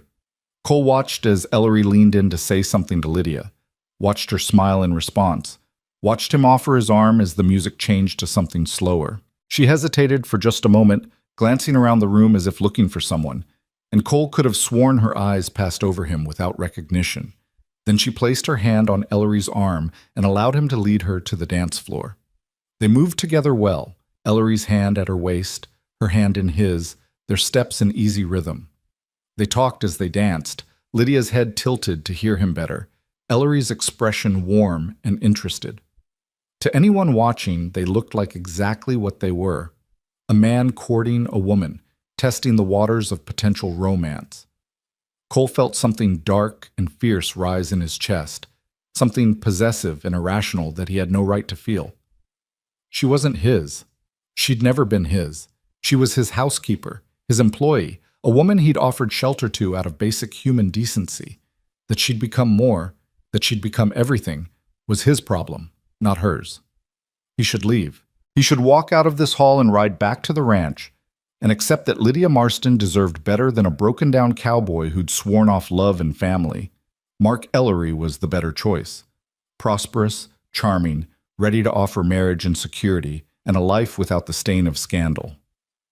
Cole was turning to go when he heard the scream. It came from outside, high and terrified, a child's voice cutting through the music and laughter like a knife. The dancing stopped immediately, heads turning toward the sound, and then people were running, pushing through the doors in a confused mass. Cole was already moving, his body responding before his mind fully processed what was happening. He broke through the crowd and saw them. A knot of people gathered near the side of the building, and in the center, lying terrifyingly still on the ground, was Eli. "Move!" Cole's voice was harsh, commanding, and people scattered before him like leaves. He dropped to his knees beside the boy, his hands already checking for injuries, his mind cataloging what he saw with the cold precision of someone who'd seen accidents before. Eli had fallen from the loft window about 15 feet up, where the children had apparently been playing despite warnings to stay on the ground. He was unconscious, a gash on his forehead bleeding freely, his left arm bent at an unnatural angle. But he was breathing. Cole could see the shallow rise and fall of his chest, and that meant there was hope. Eli! Lydia's voice raw with terror, and then she was there, trying to gather her son into her arms. Don't move him, Cole said sharply, catching her hands. Lydia, don't move him. His arm's broken and we don't know what else is injured. Moving him could make it worse. He's not waking up. Cole, he's not waking up. Her voice broke on a sob, and Cole saw the naked fear in her eyes. The same fear he'd seen in his father after his mother died. The fear of losing someone you couldn't bear to lose. Someone get the doctor, Cole called out, his voice steady despite the pounding of his heart. Now! Doc's in Austin for the week, someone called back. Won't be back until Monday. Cole cursed under his breath. Austin was 3 hours away in good conditions. By the time someone rode there and brought a doctor back, it would be too late if Eli had internal injuries. They needed to move fast. We take him to Austin, Cole decided. I'll drive the wagon. Lydia, you ride with me and keep him stable. Daniel, Rosie, I'll watch them, a voice said, and Cole looked up to see Mark Ellery, his face pale but composed. You get the boy to the doctor. I'll make sure his siblings are taken care of. Cole wanted to refuse, wanted to insist on some other arrangement, but there was no time for jealousy or pride. He nodded curtly and then focused on the task at hand. With help from several men, they rigged a makeshift stretcher from someone's blanket and carefully, so carefully, transferred Eli to Cole's wagon. Lydia climbed in beside her son, cradling his head in her lap, and Cole took the reins with hands that were rock steady despite the fear coursing through his veins. Hold on, he told her, and then he was driving, pushing the horses as fast as he dared on roads that were rough and unpredictable. The journey to Austin was the longest 3 hours of Cole's life. Behind him, he could hear Lydia talking to her unconscious son, her voice breaking as she told him stories, sang songs, begged him to wake up. Eli remained still, his breathing shallow but steady, the blood from his head wound soaking through the bandages someone had hastily applied. Cole drove like a man possessed, navigating by instinct more than sight as dusk fell and the roads became treacherous in the fading light. His arms ached from gripping the reins. His back screamed from the tension, but he didn't slow down. He couldn't. This boy who'd followed him around the ranch with endless questions, who'd laughed at his terrible jokes and tried so hard to be brave, this boy was not going to die. Cole would drive through hell itself if that's what it took to get him to safety. Cole, Lydia's voice small and broken. What if we're too late? What if he... Don't. Cole didn't take his eyes off the road. Don't think that way. He's strong, Lydia. He's going to be fine. You don't know that. Yes, I do. And Cole realized he believed it, needed to believe it with a desperation that surprised him. He's your son. He's got your strength, your stubbornness. He's not giving up, and neither are we. They reached Austin just after 8 o'clock, the town lit by lanterns and the last gasp of twilight. Cole drove straight to the doctor's house, barely bringing the wagon to a stop before he was pounding on the door. Dr. Samuel Morrison was a man in his 60s, experienced and unflappable. He took one look at Eli and immediately directed them to bring him inside to his examination room. Cole carried the boy as if he weighed nothing, following the doctor's instructions, barely aware of Lydia beside him, her hand clutching his arm. You'll need to wait outside, Dr. Morrison said, already examining Eli with practiced efficiency. I'll do everything I can. I'm staying, Lydia said, her voice leaving no room for argument. The doctor nodded, understanding. You then. He looked at Cole. You should wait in the parlor. This may take some time. Cole wanted to protest, wanted to stay, to somehow will Eli back to consciousness through sheer force of presence. But he saw the determination in Lydia's face, saw that she needed to be there for her son, and he made himself step back. I'll be right outside, he told her. If you need anything. I know. Her eyes met his, and in them he saw gratitude and fear and something else, something deeper. "Thank you, Cole, for getting us here, for—" Her voice broke. "For everything." He left because he had to, because staying would have meant gathering her into his arms and never letting go. And this wasn't the time or place for such declarations. Instead, he paced the doctor's small parlor, wearing a path in the rug, while behind a closed door, the fate of a 6-year-old boy hung in the balance. Time lost meaning. Cole marked its passage by the sounds that filtered through the door. Low voices, Lydia's occasional sob, the clink of medical instruments. He prayed, though he hadn't prayed in years, making desperate bargains with a God he'd stopped believing in after Margaret died. It was after midnight when the door finally opened. Dr. Morrison emerged, wiping his hands on a towel, his expression carefully neutral. Cole was on his feet immediately, his heart in his throat. "The boy is stable," the doctor said, and Cole felt his knees go weak with relief. He has a concussion, which is why he hasn't regained consciousness. His left arm is broken in 2 places. I've set it and splinted it. He has some bruising that suggests internal trauma, but I don't believe anything is ruptured. He's young and healthy, which works in his favor. When will he wake up? Could be hours, could be days. Concussions are unpredictable, but his vital signs are good, and I'm cautiously optimistic. He'll need to stay here for observation, at least for tonight. His mother is with him now. Cole nodded, the tight band around his chest loosening slightly. Can I see him? Briefly, but Mrs. Marston needs rest as well. She's exhausted. See if you can convince her to lie down. The examination room had been converted into a makeshift bedroom. Eli lay in a narrow bed, looking impossibly small and fragile, his arm wrapped and splinted, a bandage around his head. His face was pale but peaceful, his breathing steady. Lydia sat beside him, her hand holding his good one, her face ravaged by tears and fear. "Lydia," Cole said softly. She looked up, and the expression on her face nearly broke him. "The doctor says he'll be all right. He says Eli will wake up." "Then he will. Dr. Morrison is good at his job." "What if he doesn't? Cole, what if this is my fault? I should have been watching him more carefully. I should have known he'd find some way to climb where he shouldn't." "Stop." Cole crossed the room and knelt beside her chair, taking her free hand in both of his. "This is not your fault. Boys climb things. It's what they do. You can't watch them every second. This was an accident, nothing more. I can't lose him. I can't lose another person I love. I can't." "You won't." Cole said it with absolute certainty, willing her to believe him. "He's going to be fine. He's going to wake up and ask for food and complain about having to lie still, and you're going to want to throttle him for scaring you." A sound escaped her that was half laugh, half sob. She sagged forward, and Cole caught her, pulling her into his arms. She buried her face against his shoulder and wept. Great tearing sobs that shook her whole body, and Cole held her through it, one hand stroking her hair, his own eyes burning. "I've got you," he murmured.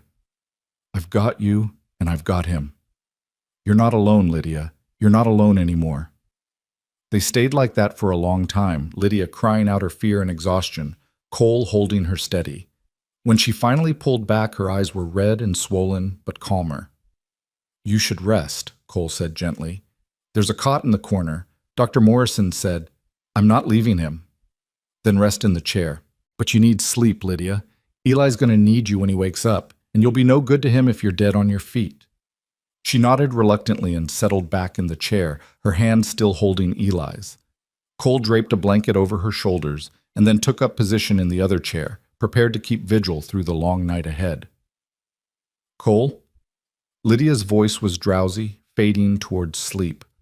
"Why did you come to the social? I thought you said it wasn't your kind of thing." Cole looked at her, at this woman who'd upended his entire life, and knew the time for lies was past. "I came because you were there. Because the thought of Mark Ellery dancing with you made me want to put my fist through a wall. Because somewhere in the last 3 months, you stopped being my housekeeper and became—" He trailed off, the words too large and too dangerous to speak aloud. But Lydia's eyes were closed, her breathing even. She'd fallen asleep before hearing his confession, and Cole told himself it was better that way.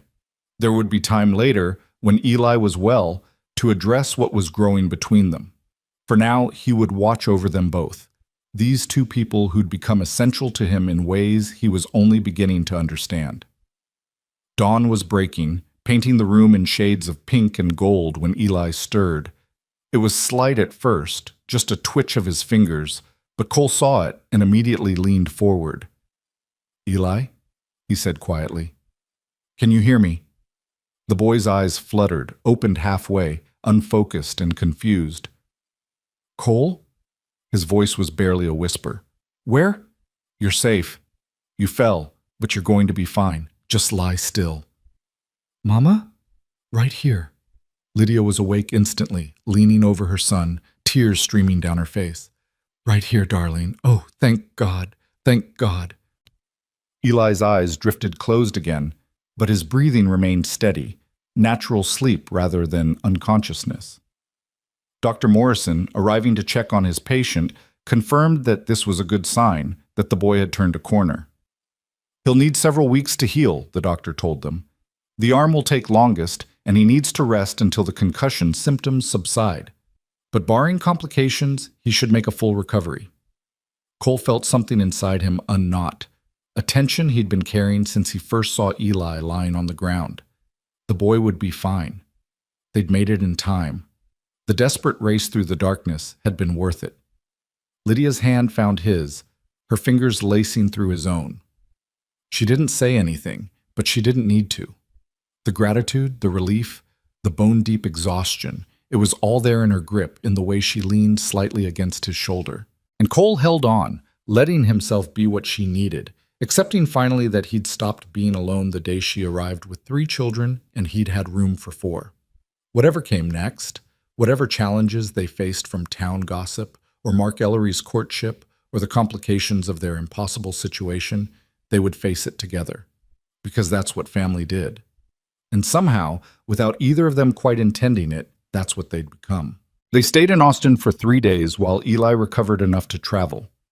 Dr. Morrison had arranged for them to take rooms at a boarding house run by his sister, a kind woman who brought them meals and asked no uncomfortable questions about the nature of their relationship. Cole barely left except to check on the horses and send word back to the ranch via a telegram to a neighboring farmer, asking him to look after the place and reassure Daniel and Rosie that their brother would be fine. During those 3 days, something fundamental shifted between Cole and Lydia. Perhaps it was the intimacy of shared crisis, the way they'd sat together through long hours while Eli slept. Perhaps it was the exhaustion that stripped away pretense and left only raw honesty. Or perhaps it was simply that the thing growing between them had finally reached a point where it could no longer be ignored or explained away as mere gratitude or propriety. They talked during those long vigils, really talked in ways they hadn't before. Lydia told him about her marriage to Marcus, about how she'd been young and desperate for security after her parents died, about how kindness and passion were 2 different things, and she'd had one, but never the other. Cole told her about Margaret, about the guilt he'd carried for years, convinced that if he'd been with her that day, if he'd somehow prevented her from riding alone, she might still be alive. "You can't save everyone," Lydia said softly on the second night, when Eli was sleeping peacefully and they sat in chairs pulled close together, their voices low in the darkness. "Sometimes terrible things happen, and there's no one to blame, no way to prevent them. You just have to survive them and try to find meaning on the other side." "Is that what you're doing? Finding meaning?" "I'm trying. Some days are easier than others." She looked at him, her face barely visible in the lamplight. "You've given me that chance, Cole. You've given all of us that chance. Whatever happens next, I want you to know I'm grateful." Grateful. The word tasted bitter on his tongue. "Is that all?" She was quiet for a long moment, and Cole cursed himself for pushing, for revealing too much. But then her hand found his in the darkness, her fingers cool and certain. "No," she said quietly. "That's not all. But Cole, I'm still married in the eyes of God, even if Marcus is gone. I have 3 children who depend on me. I can't afford to be reckless with my heart or my reputation, and you." She paused, choosing her words carefully. "You've been hurt badly. I won't be the cause of more pain. What if you're the cure?" Cole turned his hand over, lacing their fingers together. What if all this time I've been alone wasn't about staying safe, but about waiting for the right reason to risk everything? Cole, I'm not asking for anything you can't give. I'm just telling you the truth. He brought her hand to his lips, pressing a kiss to her knuckles that was both chaste and full of promise. When I saw Eli lying on that ground, when I thought we might lose him, all I could think was that I couldn't bear it. Not just because he's a good kid who deserves a full life, but because he's yours. Because losing him would break you, and you breaking would break me. That's when I knew. Knew what? That I love you. That I love all of you. You and Daniel and Eli and Rosie. That somewhere along the way, my house stopped being mine and became ours. That I don't want to go back to the way things were, not ever.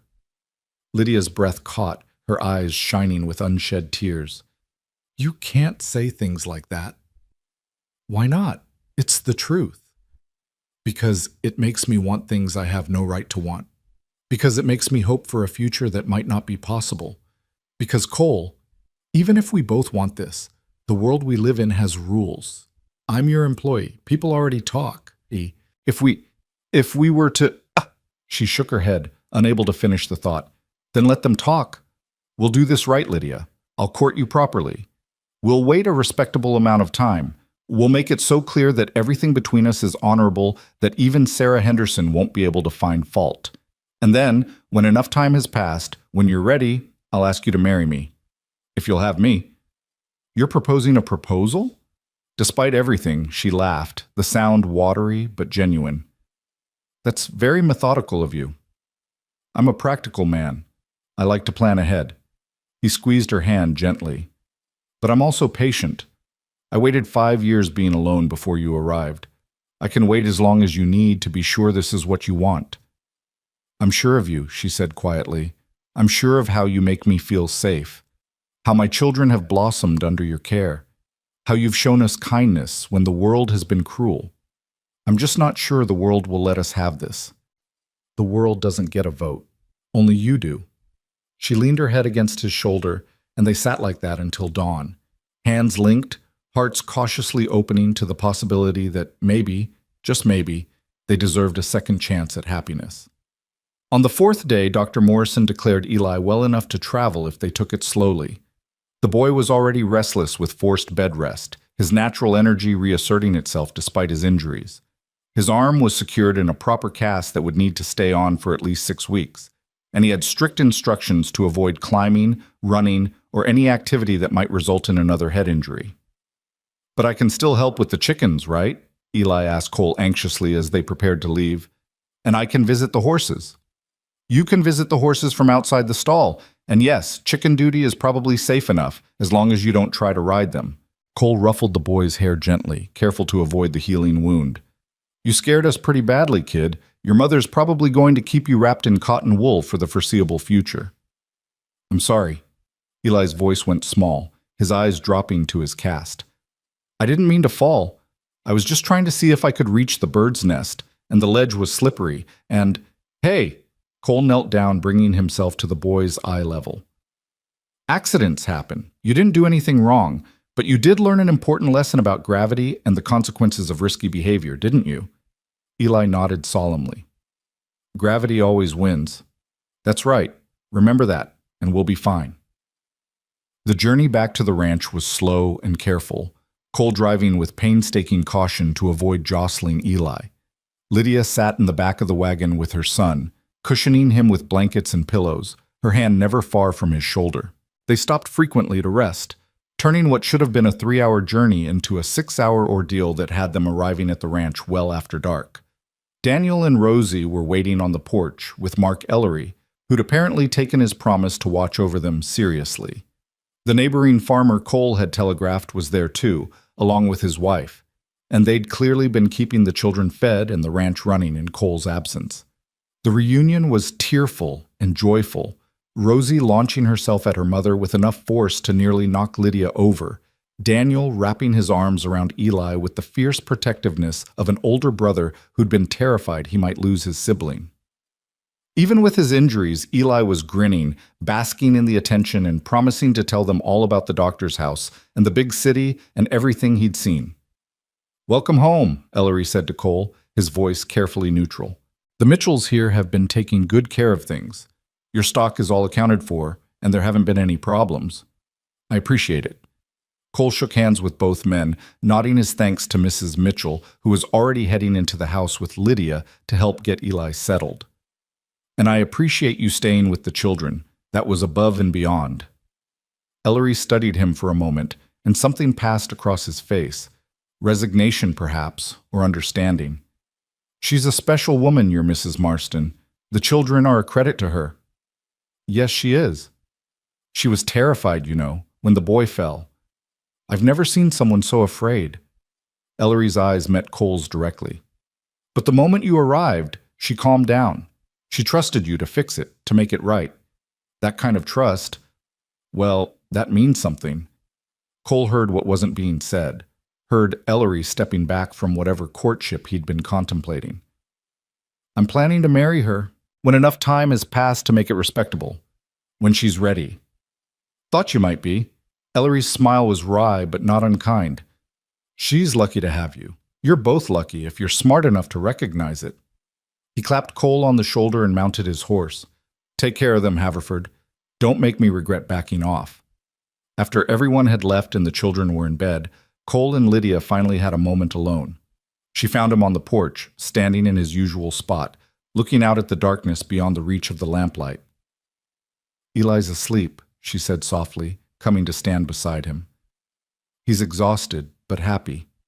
He told Daniel he'd had an adventure and that you were the bravest man in Texas. I just drove fast. Anyone could have done it. But they didn't. You did." She was quiet for a moment, and Cole could feel her gathering courage for something. "Mark Ellery stopped by the house while you were putting away the horses. He wanted to say goodbye." Cole's jaw tightened. "Did he?" "He told me he'd been planning to court me seriously, that he thought we might make a good match. His prosperity and my need for security." She turned to look at Cole, and even in the darkness, he could see the softness in her eyes. "He said he could see that my heart was already engaged elsewhere, and that he was gentleman enough to step aside." "Is he right? Is your heart engaged elsewhere?" "You know it is." She said it simply, without artifice or coyness. "I tried not to let it happen, Cole. I told myself it was gratitude, that I was confused by everything you'd done for us. But these past few days in Austin, sitting with you while Eli recovered, talking about things I've never told anyone, I can't deny it anymore." Cole turned to face her fully, his heart pounding so hard he thought she must be able to hear it. "Lydia, wait. Let me finish." She took a deep breath, her hands twisting together nervously. "I know we talked about courting properly, about waiting a respectable amount of time, and we should do that. We will do that. But Cole, I need you to know that when you do ask me to marry you, whenever that is, the answer will be yes. It will always be yes." He closed the distance between them in 2 strides, his hands coming up to frame her face, his thumbs brushing away tears she hadn't realized she was shedding. "Lydia Marston, you're the most remarkable woman I've ever known. I'm really not. I'm just someone who's trying to survive and who's been lucky enough to find someone willing to survive with me. You're brave and strong, and you've taken 3 children through hell and kept them whole. You've taken my broken-down existence and made it into something worth living. You're everything I thought I'd lost the right to have." His forehead touched hers, and they stood like that, breathing the same air, hearts beating in rhythm. "I love you. I love all of you. And I promise you I will spend the rest of my life making sure you never regret saying yes. I could never regret you." Her hands came up to cover his, holding him there. "You saved us, Cole. In every way a person can be saved. You saved me right back." He kissed her then, finally. A kiss that was gentle and fierce and full of promises they were both ready to keep. It wasn't proper. They weren't engaged, weren't even officially courting, but it felt right in a way that transcended rules and expectations. It felt like coming home. When they finally pulled apart, both breathing hard, Lydia laughed shakily. "So much for a respectable courtship. We'll start tomorrow. Tonight, I just needed you to know." "I do know. I've known for a while, I think. I was just too afraid to believe it was real." They stood together on the porch as the Texas night deepened around them, and for the first time since she'd arrived on that train platform months ago, Lydia let herself believe in the future. Not the desperate scrambling survival she'd been practicing, but an actual future filled with possibility and hope and love. The weeks that followed Eli's accident settled into a new normal, one that acknowledged the change in their relationship even as they maintained appropriate boundaries. Cole began courting Lydia with a formal correctness that would have been comical if it hadn't been so sincere. He asked permission before taking her hand. He sat on the opposite end of the porch when they talked in the evenings. He brought her wildflowers from the fields and complimented her cooking with the earnest awkwardness of a man who'd forgotten how to woo a woman. The children watched this courtship with varying degrees of amusement and approval. Daniel, serious as always, seemed relieved that the undefined tension in the household had finally crystallized into something he could understand. Eli, once he'd recovered enough to be troublesome again, teased them mercilessly until Lydia threatened to add extra chores to his daily list. And Rosie, in the way of small children who saw truths adults tried to hide, had taken to calling Cole Papa when she thought no one was listening. The first time Cole heard it, he'd frozen in place, his whole body going rigid with emotion he couldn't name. Lydia had been there, had seen his reaction, and her eyes had filled with tears. "I'll talk to her," she'd said quietly. "I'll explain that you're not her father, that she can't just—" "Don't." Cole's voice had been rough, scraped raw by feeling. "Don't tell her to stop. I don't mind, if that's what she wants to call me." "Are you sure?" "Cole, that's a big thing. If she gets used to thinking of you that way and something happens, if we somehow—" "Nothing's going to happen. I told you I'm in this, Lydia, all the way in. If Rosie wants to call me Papa, then I'll be her Papa. I'll be whatever all of you need me to be." So Rosie continued calling him Papa, at first tentatively and then with growing confidence, until it became natural. Eli followed suit, though Daniel held back, still loyal to the memory of the father he'd lost. Cole didn't push, understanding that the boy needed time to work through his grief and accept that loving someone new didn't mean forgetting someone who'd come before. The town's reaction to their situation evolved slowly. Sarah Henderson and her circle of friends maintained their disapproval, but others began to soften as they saw how the arrangement actually worked. The children were clearly thriving. Anyone who'd known them in those first desperate weeks could see the transformation. They were healthy, happy, secure. Lydia was respected for her dignity and her obvious devotion to her family, and Cole, who'd been seen as a tragic hermit for years, had become something softer, more approachable, more human. It was the church ladies who finally tipped the scales. Mrs. Patterson, the minister's wife, paid a call one afternoon about 6 weeks after Eli's accident. Lydia received her nervously, certain this was another interrogation disguised as a social visit, but Mrs. Patterson had something else in mind. "I'll be direct, Mrs. Marston," she said once they were settled with tea. "I know there's been talk about your situation here. I also know that talk is often uncharitable and uninformed. I've been watching you and your children at church these past months, and I've seen nothing but propriety and genuine faith. Mr. Haverford is a good man who's been given a second chance at happiness, and you're a good woman trying to build a life for your children. I see no scandal in that." Lydia had blinked back tears, overwhelmed by this unexpected support. "Thank you, Mrs. Patterson.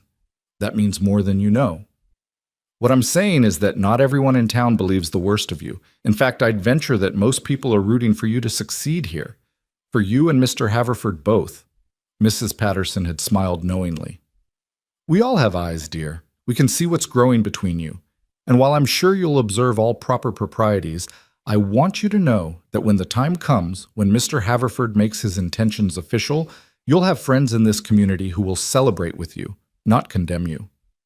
The conversation had given Lydia hope that maybe, just maybe, they could build a life together that the town would accept. She'd told Cole about it that evening, and he'd listened with the careful attention he gave to everything she said. "Does that mean you're ready?" he'd asked. "Ready for me to make things official?" "Cole, we've only been formally courting for 6 weeks. People will say—" "I don't care what people will say. I care what you want, what you need." He'd taken her hands in his, holding them gently. If you want me to wait a year, 2 years, I'll wait. But Lydia, I've already waited 5 years being alone before you arrived. I know what I want. The only question is whether you're ready to take that step. She'd looked at him, this man who'd opened his home and his heart to her and her children, who'd proven himself in 1,000 small ways every single day. And she'd known with absolute certainty that she didn't want to wait either. Ask me, she'd whispered. Cole, please ask me. He dropped to one knee right there on the porch, still holding her hands, his eyes bright with emotion. Lydia Marston, will you marry me? Will you and your children stay here? Make this house our home. Let me spend the rest of my life loving you the way you deserve to be loved. Yes. The word had come out choked with tears, with joy, with relief. Yes, Cole. Yes to all of it. He'd produced a ring then, a simple gold band with a small diamond that had belonged to his mother. He'd been carrying it in his pocket for weeks, waiting for the right moment, and now he slipped it onto her finger with hands that shook slightly. It's perfect, Lydia had breathed, looking at the ring that caught the lamplight. Cole, it's absolutely perfect. You're perfect. Everything about this is perfect.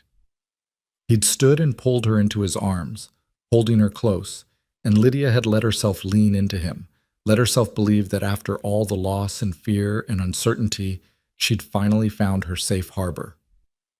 They'd told the children the next morning at breakfast. Rosie had cheered and clapped her hands, too young to understand fully, but picking up on the joy in the room. Eli had immediately started planning the celebration, talking about whether they could have a big party and if there would be cake.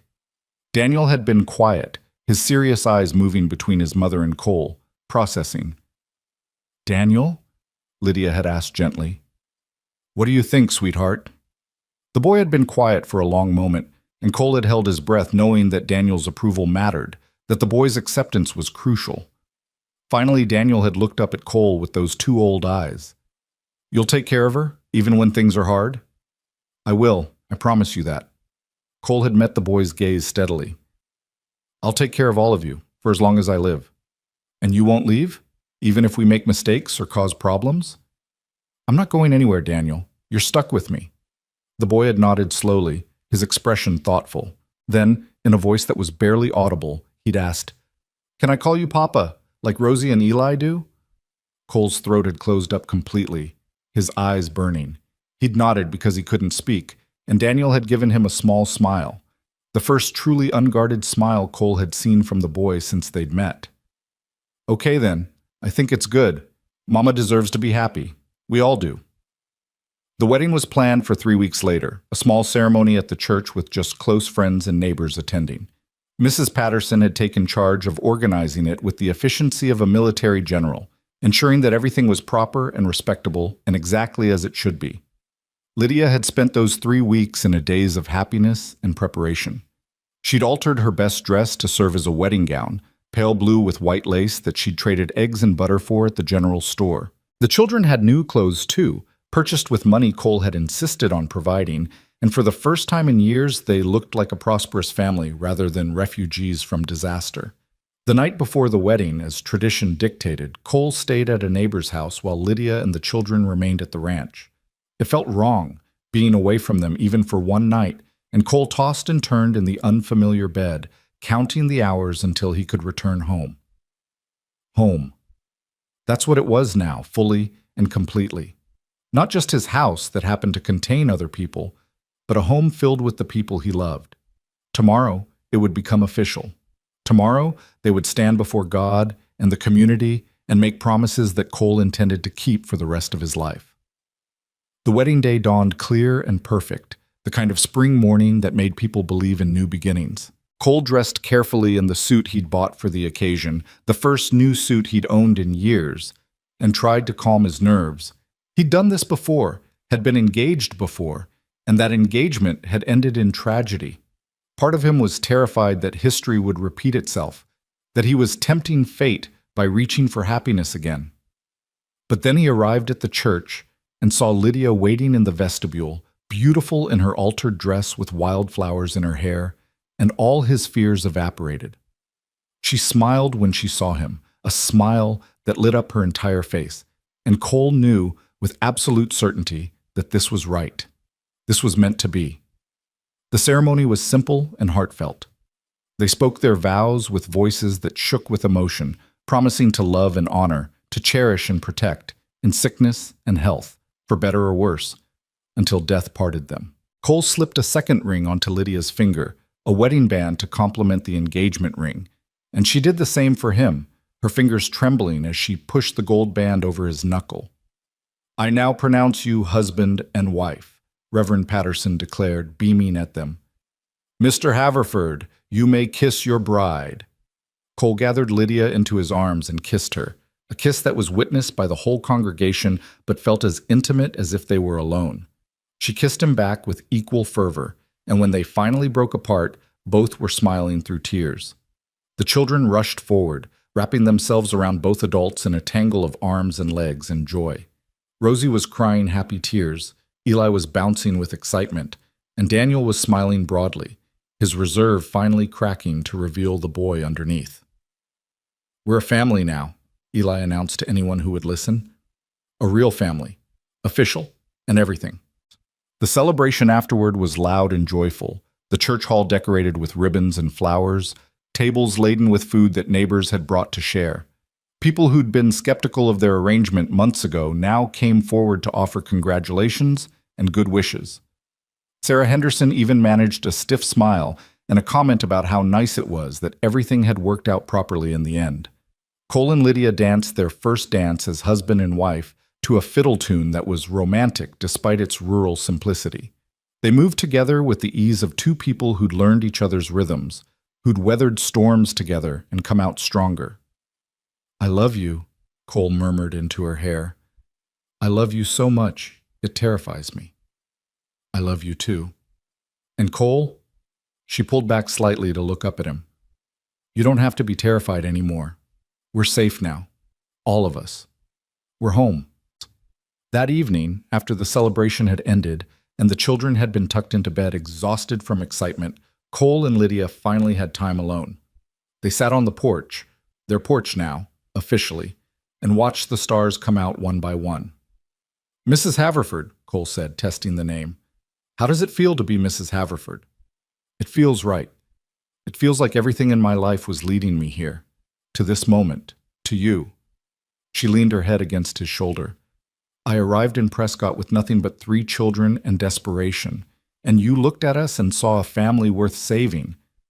I saw a woman who was brave enough to keep fighting when everything was against her. I saw children who deserved a chance, and I made a snap decision that changed my entire life. Do you regret it, ever? Not once, not even for a second." He kissed the top of her head, breathing in the scent of her hair. "You arrived with 3 children, and I told you I had room for 4. But Lydia, I didn't know then what I know now." "What's that?" "That there was room in my heart for so much more than I ever imagined. Room for you and Daniel and Eli and Rosie. Room for the life we're building together. Room for hope and joy and all the things I thought I'd lost forever." He turned to face her, cupping her face in his hands. "You didn't just fill my empty house. You filled my empty heart." She kissed him then, soft and sweet and full of promise, and Cole thought about how far they'd both come. From that train platform where a desperate woman had stood with 3 exhausted children, to this porch where a cowboy who'd thought he was done with living had found his reason to start again. Above them, the Texas sky stretched infinite and star-studded, witnessing their beginning the way it had witnessed countless other beginnings on this wild frontier. Tomorrow would bring its own challenges, its own joys and sorrows.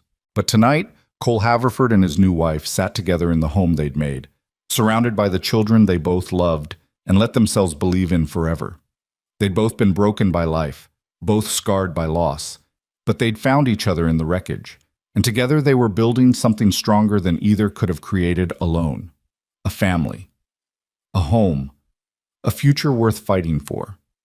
And it had all started because one cowboy had looked at a woman with 3 children and said 5 simple words that changed everything. "I've got room for 4. The first morning of their married life began the way Cole had always dreamed mornings could be, waking with Lydia beside him, sunlight streaming through the window of what was now their shared bedroom, The sounds of children stirring upstairs a reminder that they weren't just husband and wife, but a complete family. He lay there for a moment, watching her sleep, still half convinced this was a dream he'd wake from to find himself alone again. But then her eyes opened, honey gold in the morning light, and she smiled at him with such warmth that his chest ached with the reality of it. "Good morning, husband," she whispered. "Good morning, wife." He pulled her closer, marveling at the simple miracle of being allowed to hold her like this. "How does it feel to wake up as Mrs. Haverford?" "Like coming home after a very long journey." She nestled against him, her hand resting over his heart. "I never thought I'd feel this safe again, Cole. This certain about the future." They would have stayed like that longer, savoring these first quiet moments of their new life together, but the thunder of small feet on the stairs announced that their children had other plans. Rosie burst through the door without knocking, her blonde curls wild around her face, her doll clutched in one hand. "Mama! Papa! It's morning, and I'm hungry, and Eli said there's going to be leftover cake for breakfast, and Daniel said that's not proper, but I think—" She stopped mid-sentence, suddenly realizing she'd interrupted something. "Oh, are you doing married people things?" Lydia laughed, the sound bright and free. "Just talking, sweetheart. And no, there will not be cake for breakfast. There will be eggs and bread like always." "But we're celebrating. Daniel said yesterday was the most important day of our whole lives." "Every day is important now," Cole said, sitting up and holding out his arms. Rosie launched herself at him, with the complete trust of a child who'd learned she was loved beyond measure. "But your brother's right that proper meals are important too. Go tell Eli and Daniel that breakfast will be ready in 20 minutes, and whoever sets the table fastest gets first choice of chores for the day." Rosie scrambled down and raced out, her voice carrying as she shouted the news to her brothers. Cole and Lydia looked at each other and laughed. "So much for a leisurely first morning," Lydia said, but there was no regret in her voice, only joy. "I wouldn't have it any other way." They rose and dressed, moving around each other with the easy familiarity of people who'd been sharing space for months. Except now everything felt different. Sanctioned, right. When Cole reached for Lydia's hand as they descended the stairs together, she laced her fingers through his without hesitation, and that simple gesture felt like a victory over all the loneliness that had come before. The kitchen was chaos. The boys arguing over who could set the table faster while Rosie attempted to help and mostly got in the way. Cole started coffee while Lydia began preparing eggs, and together they orchestrated breakfast with the practiced efficiency of two people who'd learned to work as a team. "Papa," Daniel said as they all settled around the table, the formality of his tone suggesting he'd been thinking about this carefully. "Now that you and Mama are married, does that mean this is really our house too? Not just a place we're staying?" Cole set down his coffee cup and looked at the boy, understanding the deeper question beneath the surface one. Daniel had lost one home already, had learned that security could be stripped away in an instant. He needed to know this was permanent. "This is your house," Cole said firmly. "Yours and Eli's and Rosie's and your mother's. It always was, from the moment you arrived, but now it's official. This is our home, all of ours, and nothing is going to change that. Even if something bad happens, even if the ranch has a bad year or someone gets sick or—" "Daniel," Lydia reached across the table to cover her son's hand with hers. "Sweetheart, I know you worry. I know you've learned to expect the worst because the worst has happened to us. But you need to try to trust that we're safe now. Cole isn't going to abandon us. This home isn't going to disappear. You're allowed to stop waiting for everything to fall apart." "Your mother's right," Cole added. "And Daniel, I need you to understand something. When I married your mother yesterday, I didn't just make vows to her. I made them to all of you. I promised to take care of this family, to protect you and provide for you and love you. That's not a promise I make lightly, and it's not one I'll break, ever." Daniel nodded slowly, some of the tension leaving his young shoulders. "Okay, I'll try to stop worrying so much." "That's all we ask. Let yourself be a kid again. Let us do the worrying for a while." Cole smiled at him. "Besides, I'm going to need you boys to help me with a project today. A big one." "What kind of project?" Eli asked eagerly, always ready for adventure. "Well, I was thinking it's about time we made some changes around here. This house has been a bachelor's place for too long. We need to make it more of a family home. New curtains in the parlor, maybe some paint on the walls, definitely some furniture for those empty rooms upstairs. Your mother has ideas, and we're going to help her bring them to life. Lydia looked at him with surprise and pleasure. Cole, you don't have to. Yes, I do. This is our home now. It should look like it, feel like it. He gestured around the kitchen, which was already transformed by Lydia's efforts, but could be even better. I want you to make this place yours, Lydia. Change whatever you want, add whatever you need. I've got some money set aside, not a fortune, but enough to make real improvements. This is an investment in our future. Can I paint my room? Eli asked, bouncing in his seat despite his still healing arm. Can I pick the color? I want it to be blue like the sky. We'll discuss colors, Lydia said, but she was smiling. But yes, we can paint your room, all the rooms, if your papa meant what he said. I meant every word. The weeks that followed were a whirlwind of activity and change. True to his word, Cole gave Lydia free rein to transform the house, and she approached the task with the same determined efficiency she brought to everything. They made weekly trips to town for supplies, fabric and paint and lumber for shelves and furniture. The townspeople who'd once gossiped about their arrangement now greeted them as Mr. and Mrs. Haverford, offering congratulations and advice about home improvement projects. Even Sarah Henderson seemed to have made peace with their marriage, stopping Lydia outside the general store one afternoon to compliment her on her new status and offer the name of a good carpenter if they needed one. I may have been hasty in my initial judgment, Sarah admitted, with the grudging grace of someone who didn't often apologize. You've proven yourself to be a respectable woman, Mrs. Haverford, and Mr. Haverford is clearly better for having you in his life. I'm woman enough to admit when I was wrong.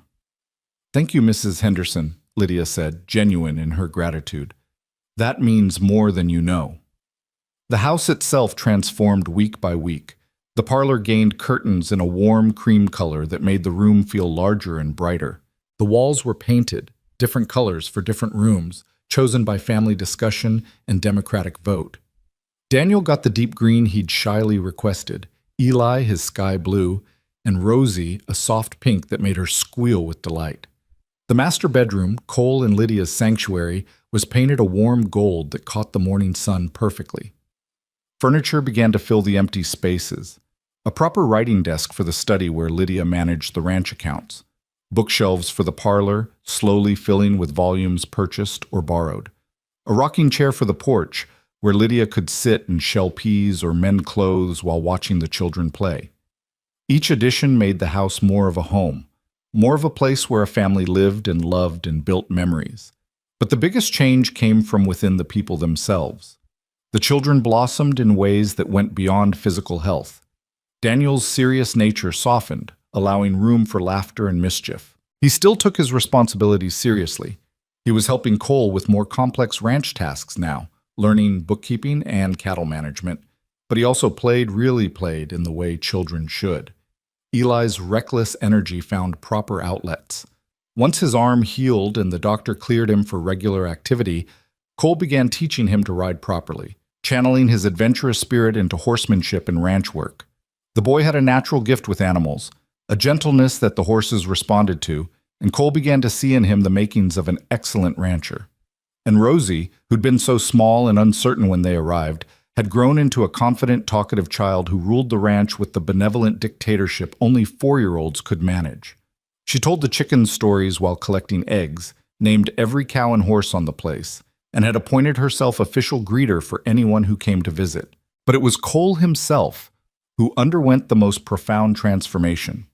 The solitary cowboy who'd built walls around his heart had become a man who laughed easily, who wrestled with the boys in the evening, who read bedtime stories to Rosie with dramatic voices that made her giggle.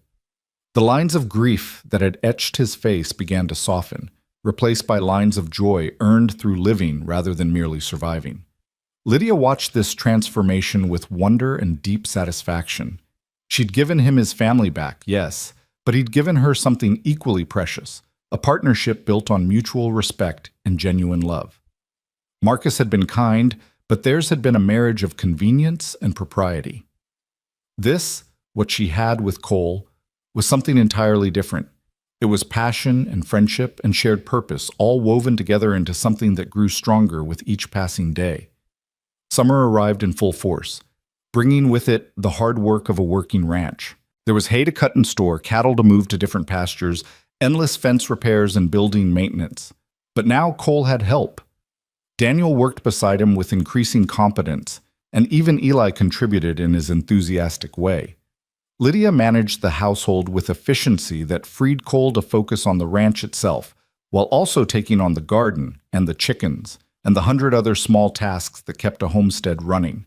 They were a team, all 5 of them, each contributing according to their ability, each valued for what they brought to the family unit. It was on a particularly hot August afternoon, when Cole and the boys were out checking the cattle in the far pasture, that Mark Ellery rode up to the house again. Lydia was in the garden, harvesting tomatoes, Rosie playing nearby with a family of stick dolls she'd constructed. "Mrs. Haverford," Ellery called out, dismounting. "Hope I'm not disturbing you." "Mr. Ellery." Lydia straightened, wiping her hands on her apron. "Not at all. Cole's out with the boys, but they should be back before supper if you'd like to wait." "Actually, I came to see you." He held up a hand at her suddenly wary expression. "Nothing untoward, I promise. I have a business proposition I wanted to discuss with you and your husband." Curious now, Lydia gestured to the porch. "Would you like some cool water? It's brutally hot today." They settled in the shade, Rosie climbing into her mother's lap with the unconscious possessiveness of a loved child. Ellery accepted the water gratefully and then got straight to business. "I'm expanding my operations," he explained, "taking on more cattle, which means I need more hands. I'm also getting older and thinking about the future. I've been impressed with what you and Cole have done here, the efficiency of your operation, the way you've built something solid. And I've been particularly impressed with young Daniel." "Daniel?" Lydia asked, surprised. "He's been helping helping Cole with ranch work, hasn't he? I've seen them in town, seen how that boy handles himself. He's got a good head on his shoulders and a natural feel for the work. In a few years, he's going to be a fine rancher." Ellery leaned forward, his expression serious. "Here's my proposal. I'd like to offer Daniel an apprenticeship of sorts. He could work my ranch a few days a week, learn from my foreman, get experience with a larger operation. I'd pay him fair wages, not full hand wages, he's too young for that, but enough that he'd be earning real money." Lydia felt her throat tighten. "Mr. Ellery, that's incredibly generous, but let me finish. I know what you're thinking, that I'm doing this out of some misguided sense of charity or perhaps lingering feelings. That's not it. I'm a businessman, Mrs. Haverford. I recognize talent when I see it, and your son has it. More than that, I'm thinking about succession. I have no children of my own, no one to leave the Triple E to when I'm gone. In 5-10 years, when Daniel's old enough to take on real responsibility, I'd like to have him positioned to potentially take over my operation. With proper training and compensation, of course." "You're offering my son a future," Lydia said quietly, understanding dawning.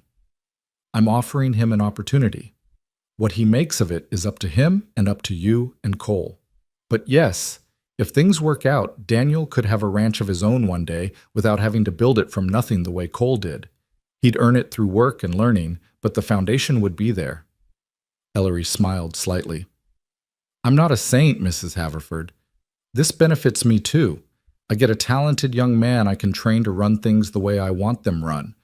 But it could be good for Daniel, good for your family. Think about it. Talk to Cole and the boy himself. If you're interested, we can discuss details."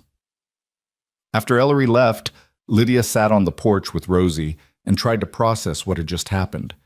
The man she'd thought was courting her had instead offered her son a future, an opportunity that went far beyond anything she could have imagined when she'd stumbled off that train platform months ago. When Cole and the boys returned, dusty and tired and laughing about something Eli had said, Lydia told them about Ellery's visit. She watched Cole's face carefully, looking for signs of jealousy or suspicion, but saw only thoughtful consideration.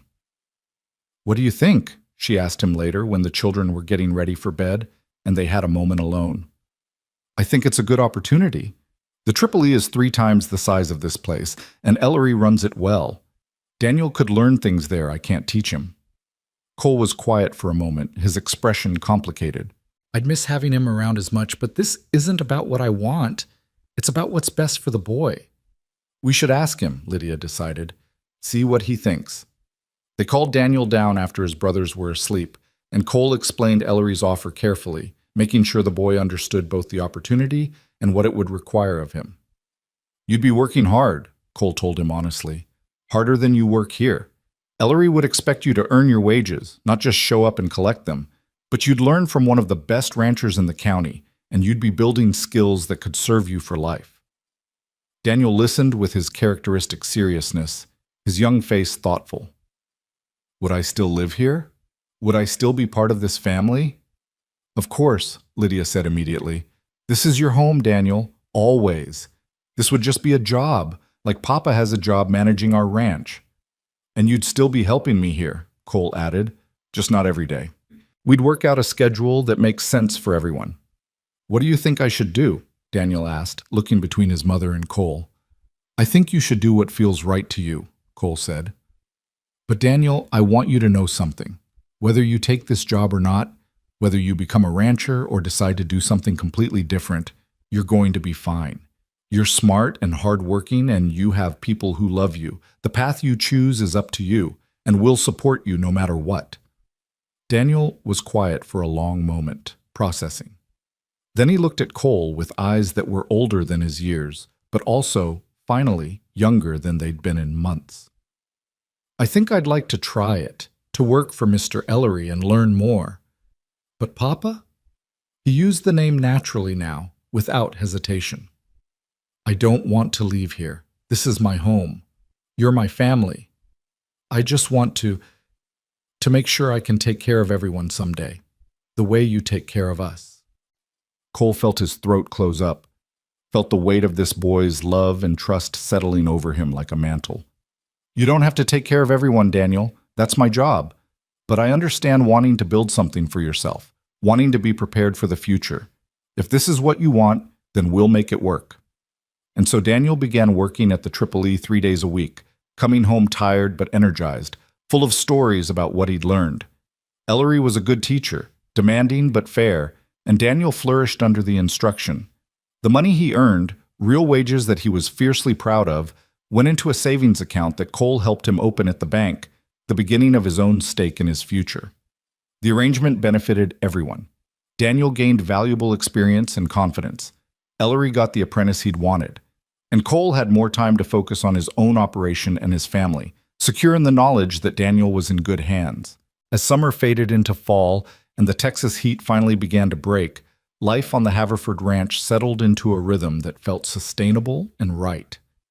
The children started school in town, a one-room schoolhouse where they joined other ranch children for lessons in reading, writing, and arithmetic. Lydia had worried about how they'd be received, whether the scandal of their early situation would follow them. But the other children accepted them easily, and the teacher, Miss Roberts, was kind and encouraging. The ranch itself prospered. Cole's cattle sold well at market, and the money he'd invested in improvements began to pay dividends and increased efficiency and productivity. Lydia's garden produced more than they could eat, and she began selling surplus vegetables in town, earning money that she insisted on putting into their savings. Together, they were building something solid, something that could weather bad seasons and hard times. But the real measure of their success wasn't financial. It was in the way Eli's laughter rang through the house, completely unguarded. It was in the way Daniel came home from Ellery's ranch and excitedly told them everything he'd learned, his natural reserve melting in the face of his enthusiasm. It was in the way Rosie had nightmares less and less frequently, her fears of instability and loss fading as she learned that this home, this family, was permanent. And it was in the way Cole and Lydia moved around each other, partners in every sense of the word, their love deepening with each shared sunrise and quiet evening on the porch. Winter came gently that year, bringing cool nights and occasional rain, but nothing like the harsh freezes that could devastate a ranch. Cole made sure everything was prepared, hay stored, animals sheltered, firewood stacked high. But the preparations felt different now. He wasn't facing winter alone, uncertain if he'd make it through to spring. He was facing it with the family, with people depending on him, and people he could depend on in return. Christmas was a revelation. Lydia insisted they celebrate properly, and she threw herself into preparations with the same determined joy she brought to everything. There was a tree. Cole and the boys cut it from the property and hauled it in, filling the parlor with the scent of pine. There were decorations made from paper and ribbon, strung with popcorn that Rosie helped string with serious concentration. There were cookies baked and gifts secretly made and wrapped. On Christmas morning, they gathered around that tree as the winter sun streamed through the windows, and Cole watched his family open their presents with expressions of pure joy. He'd bought a doll for Rosie that actually had porcelain face, a real treasure that made her eyes go wide with wonder. For Eli, a new pair of boots perfect for ranch work and riding. For Daniel, a knife with his initials engraved on the handle, a tool for a young man who was rapidly becoming a skilled rancher. And for Lydia, Cole had saved his wages carefully to buy a beautiful shawl from the finest fabric the general store carried, soft and warm in deep blue that matched her eyes. "Cole," she breathed when she unwrapped it, tears streaming down her face. "It's too much. It's too beautiful." "You deserve beautiful things," he said simply. "You deserve everything I can give you and more." She kissed him then, right there in front of the children and the Christmas tree, and the children groaned and laughed and teased them, but Cole could see the happiness in their eyes. They liked seeing their parents in love. It made them feel secure in a way nothing else could. Lydia had gifts too, shirts she'd sewn for Cole and the boys, a new blanket for Rosie's bed, a book of poems she'd saved up to buy. But the greatest gift was simpler than any of those things. It was the five of them together in their warm house, safe and healthy and happy, celebrating as a family. "Last Christmas," Lydia said softly that evening, after the children were in bed and she and Cole sat by the fire, "I didn't think we'd survive to see another one. We were in a boarding house in Philadelphia, down to our last few dollars, and I was so scared I couldn't sleep. I didn't know how I was going to feed my children or keep them warm or give them any kind of future." "And now?" Cole asked, pulling her closer against his side. "Now I have everything I never dared hope for. A home, a husband who loves me and loves my children, security and hope, and the promise of all the Christmases to come." She turned to look at him, her eyes bright with tears but also with joy. "You gave us that, Cole. You gave us our lives back." "You gave me mine too," he said quietly. "I was surviving, but I wasn't living. Not really. You and the kids, you brought me back to life." They sat in comfortable silence, watching the fire dance, and Cole thought about the journey that had brought them here. About a woman desperate enough to accept help from a stranger. About a man lonely enough to offer it despite all his vows to stay alone. About how a single moment of compassion had rippled outward to change everything. Spring returned, as it always did, bringing renewal and new growth. The children were thriving. Daniel was being given increasing responsibility at the Triple E and was clearly being groomed as Ellery's eventual successor. Eli was becoming an expert horseman, helping Cole train the younger animals with patience and skill beyond his years. Rosie had started school and was learning to read, proudly sounding out words from the primer Miss Roberts sent home. And then, in early April, Lydia made an announcement that changed everything yet again. She waited until dinner was finished and the children were clearing the table, until she and Cole were alone on the porch watching the sunset paint the sky in shades of gold and crimson. She was nervous, he could tell. Her hands were twisting together the way they did when she had something important to say, but wasn't sure how it would be received. "Cole, I need to tell you something." He turned to her immediately, alerted by her tone. "What is it? Is something wrong?" "No, nothing's wrong. Something's very, very right, actually." She took a deep breath, and then the words came out in a rush. "I'm pregnant. We're going to have a baby." Cole froze, his mind struggling to process what she'd just said. A baby. Their baby. A child that would be his and hers together, a living symbol of what they'd built. "Cole?" Lydia's voice was uncertain now, worried. "Say something, please." He pulled her into his arms, holding her so tight she gasped. "Are you sure? Are you certain?" "I'm certain. I've been feeling off for weeks, and then I missed my monthly course, and Dr. Morrison confirmed it yesterday when I went to town. I'm about 2 months along, he thinks. The baby will come in late October or early November." Cole felt tears burning in his eyes, felt emotion threatening to overwhelm him completely. He'd thought this was something he'd never have, a child of his own blood, the chance to be a father from the very beginning. He loved Daniel and Eli and Rosie with his whole heart. But this was different. This was the future made flesh. "I'm going to be a father," he said, his voice rough with feeling. "Really, truly a father." "You already are a father," Lydia corrected gently. "You've been a father to my children since the day we arrived. But yes, now you'll be a father to your own child as well. Are you happy? I know we didn't plan this, and things are finally stable. And happy." Cole pulled back enough to look at her, to let her see everything he was feeling written plainly on his face. "Lydia, I'm so happy I can barely breathe. You've given me everything, a home, a family, a reason to live, and now you're giving me this. How could I be anything but grateful?" She sagged with relief, her own tears starting to fall. "I was afraid you might think it was too soon, that we weren't ready. We're ready. We'll figure it out together, the way we figure everything out." He placed his hand gently on her still flat stomach, marveling at the life growing there. "Our child. Yours and mine." They told the children that night, gathering them in the parlor with serious faces that immediately made the kids worry something was wrong. "Are we moving?" Daniel asked, his voice tight with old fears. "Is something bad happening?" "No, nothing bad," Lydia assured them quickly. "Something wonderful, actually. We wanted to tell you together that, well, you're going to have a new brother or sister. I'm going to have a baby." There was a moment of stunned silence, and then Eli let out a whoop of excitement. "A baby! A real baby! Can I teach it to ride horses?" "Not for several years," Cole said, laughing. "Babies are very small and fragile at first. But yes, eventually you can teach your little brother or sister to ride." "Will it be a boy or a girl?" Rosie asked seriously. "I hope it's a girl. I'm tired of being outnumbered." "We won't know until the baby arrives," Lydia explained. "But either way, the baby will be very lucky to have all of you as older siblings." Daniel had been quiet through this exchange, his expression thoughtful. Now he looked at Cole with something approaching wonder.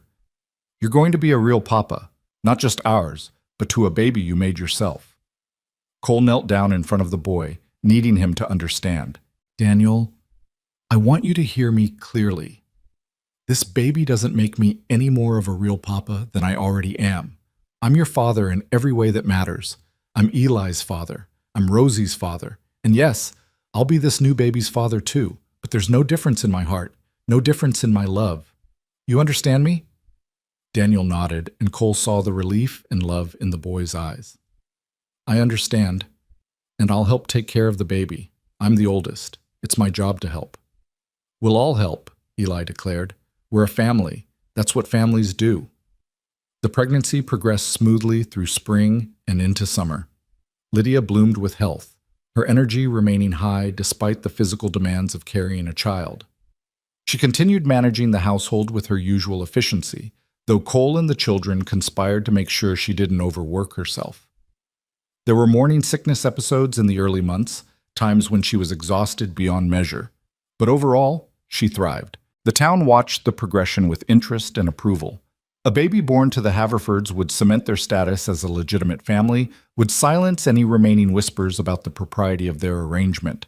Even Sarah Henderson offered congratulations and advice about preparing for a newborn, and Lydia accepted it graciously, grateful for the community's support.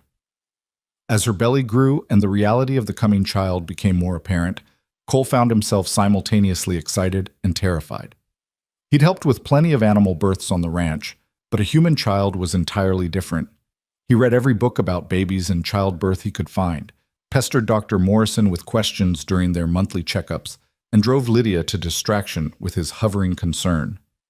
"Cole, I'm pregnant, not dying," she told him one evening in August when he'd insisted she sit down after she'd been on her feet for all of 20 minutes. "I've done this 3 times before. I know what I'm doing." "Humor me," he said, arranging cushions behind her back.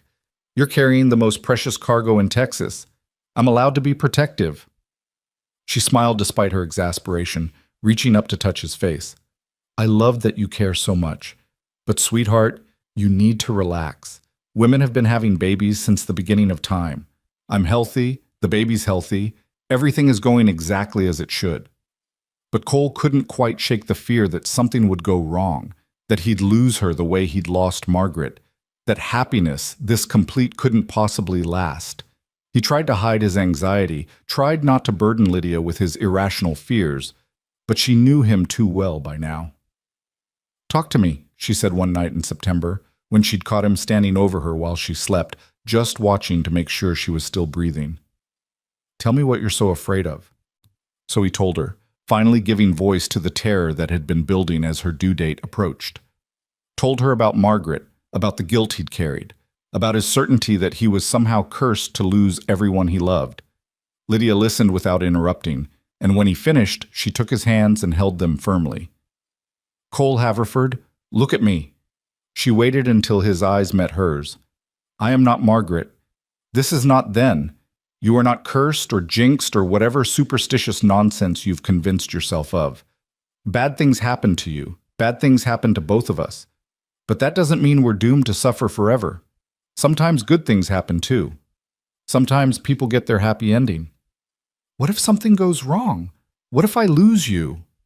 Then you'll grieve, and you'll survive, and you'll keep going for our children, the way I would have to if something happened to you." Her voice was gentle but firm. "But Cole, living in fear of loss means you're not fully living at all. I refuse to spend these last weeks of my pregnancy worrying about worst-case scenarios. I choose to be excited about meeting our child. I choose to trust that we're going to be fine. And I need you to choose that too." He nodded slowly, trying to absorb her certainty, trying to let it strengthen him. "I'll try. I promise I'll try. That's all I ask." The baby came on a cold November night, 3 weeks before the expected due date, but not so early as to cause alarm. Lydia's water broke during dinner, and suddenly the house erupted into controlled chaos. Cole sent Daniel racing to town to fetch Dr. Morrison, sent Eli and Rosie to the neighbors, despite their protests that they wanted to stay, and then focused all his attention on Lydia. He'd been prepared for this, had read about what to expect, but nothing could have prepared him for the reality of watching the woman he loved in pain, working to bring their child into the world. He held her hand through the contractions, wiped sweat from her forehead, and tried to be strong for her even as he felt terrified inside. Dr. Morrison arrived within the hour, bringing his calm competence and his medical bag. He examined Lydia and declared that everything was progressing normally, that the baby would be here before midnight. The next hours were the longest of Cole's life. He stayed with Lydia the entire time, refusing to leave even when Dr. Morrison suggested he might be more comfortable waiting downstairs. He'd brought her into this situation. He'd be damned if he wasn't there to see her through it. "You're doing so well," he murmured during a brief respite between contractions. "So strong. I'm so proud of you." "Tell me that when this is over," Lydia gasped, her face pale and strained. "Right now I'm mostly just trying not to curse you for getting me into this situation." He would have laughed, but then another contraction hit, and she was gripping his hand hard enough to break bones, and all he could do was hold on and let her use him as an anchor. At 11:43 on a cold November night, their daughter entered the world with a lusty cry that announced her displeasure at being evicted from her warm, comfortable home. Dr. Morrison cleaned her, checked her, and then placed her in Lydia's arms with a satisfied smile. "Congratulations, Mrs. Haverford. You have a healthy baby girl." Cole stared at the tiny creature his wife held, at the red, squalling bundle that was his daughter, and felt something inside him crack open completely. She was perfect, impossibly small, with a shock of dark hair and a face scrunched in protest, but absolutely perfect. "Do you want to hold her?" Lydia asked, her voice exhausted but radiant with joy. With trembling hands, Cole took his daughter, cradling her against his chest with the careful reverence of someone holding the most precious thing in the world. She quieted at his touch, her tiny face relaxing, and Cole felt tears streaming down his face without shame. "Hello, little one," he whispered. "I'm your papa. I've been waiting to meet you." She opened her eyes, impossibly blue, like all newborns, and seemed to look right at him, and Cole fell completely, irrevocably in love for the second time in his life. "What should we name her?" Lydia asked softly. They'd discussed names during the pregnancy but had never settled on anything definitive. Now, looking at his daughter's perfect face, Cole knew exactly what her name should be. Hope, he said quietly. Her name is Hope, because that's what she represents. That's what you all gave me when I thought I'd lost it forever. Hope Haverford? Lydia tested the name, smiling. It's perfect. She's perfect. We're perfect. They brought Hope home to a house that was ready for her. The children had helped Cole prepare a nursery in one of the upstairs rooms, painting it soft yellow and filling it with blankets and clothes that Lydia and the church ladies had sewn. The other children were smitten with their baby sister, each wanting to hold her and help care for her in whatever way they could. Daniel was especially attentive, approaching the baby with the same serious care he brought to everything, learning how to support her head properly and burp her after feedings. Eli was more exuberant in his affection, but no less devoted, declaring himself Hope's official protector against all threats. And Rosie, thrilled to finally have a sister, appointed herself assistant to everything, shadowing her mother and trying to help with every diaper change and bath. Winter that year was harsh, bringing freezing temperatures and snow that was rare for their part of Texas. But inside the Haverford house, there was nothing but warmth. Cole would come in from checking the stock, half frozen from the wind, and find his family gathered around the fire, Lydia nursing Hope while the other children did homework or played quiet games. The sight never failed to move him, this picture of domestic contentment that he'd once thought impossible. On Christmas Eve, as they all gathered around the tree with baby Hope sleeping peacefully in her cradle, Cole looked around at the family he'd built and felt a contentment so complete it almost frightened him with its intensity. "Papa," Rosie said, climbing into his lap despite being nearly 5 and thinking herself too old for such childish comfort, "tell us the story again about how we came to live here." It had become a family tradition, this story, told and retold until it had taken on the quality of legend. Cole settled Rosie more comfortably and began the familiar tale. It was a hot day in April, and I was in town for supplies. I was planning to get what I needed and head straight back to the ranch, the way I always did. But then the train arrived, and I saw your mama standing on the platform with 3 tired children and nowhere to go. "And you said you had room for 4, Eli chimed in, knowing his part. "That's right. I told your mama I had room for 4. I didn't know then that what I really had was room in my heart for a whole family." Cole pulled Lydia closer with his free arm, including her in the embrace. "Your mama brought you 3 here, thinking it was temporary, thinking it was just a place to rest until she figured out what to do next. But it wasn't temporary," Daniel added quietly. "It was home." "It was home," Cole agreed. "It is home, for all of us. We built this together, turned a lonely ranch into a place filled with love and laughter and life. And now we have Hope, too, the newest member of our family. Proof that good things can grow from desperate beginnings." "Tell us what you're grateful for," Lydia prompted, another part of the family tradition. "Let's all say it." They went around the circle, each person sharing what they were thankful for. The children spoke of horses and school and their baby sister, of having enough to eat and warm beds to sleep in, of feeling safe and loved. When it was Cole's turn, he looked at each face in turn, Daniel with his old soul eyes, Eli with his infectious enthusiasm, Rosie with her complete trust, Lydia with her steady strength, and baby Hope sleeping peacefully through the chaos of her family. "I'm grateful for a train that arrived on a hot day in April," he said quietly, "for a woman brave enough to accept help from a stranger, for 3 children who taught me how to be a father, and for a baby girl who reminds me every day that life is about moving forward, not staying stuck in the past." His voice thickened with emotion. "I'm grateful for every single one of you, for the family we've become, for the home we've built, for the future we're going to share." "We're grateful for you too, Papa," Daniel said, and the other children echoed the sentiment, a chorus of love that filled every corner of the house. Later that night, after the children were finally in bed and Hope had been fed and settled in her cradle, Cole and Lydia stood together on the porch despite the cold, wrapped in blankets in each other's arms, looking out at the frozen landscape. "Do you ever think about that first day?" Lydia asked softly. "About how different things could have been if you'd just pointed me toward a boarding house and walked away?" "Sometimes. Usually when I wake up next to you and can't quite believe this is real." He pulled her closer. "You asked me once why I stopped, why I didn't just mind my own business and go back to being alone. I remember. You said you saw us and couldn't walk away. That's part of it, But I think the real reason is that some part of me, some part I'd buried deep down, recognized you. Recognized that you and those three children represented everything I'd given up hope of ever having. And that part of me was brave enough to reach out one more time, to risk one more time, despite all my fears. I'm glad it was brave. I'm glad you reached out, because Cole, I don't think I would have made it without you. We wouldn't have made it. You're stronger than you think. You would have found a way. Maybe, but it wouldn't have been this way. It wouldn't have been this perfect. She turned in his arms to face him. Do you remember what you said to me the night before our wedding? When I asked if you ever regretted bringing us here? I said I didn't regret it. Not once, not for a second. Do you still feel that way? Now that you have a house full of children and all the chaos and responsibility that comes with a family? Now that your quiet bachelor life is gone forever? Cole looked through the window behind them into the warm glow of their home.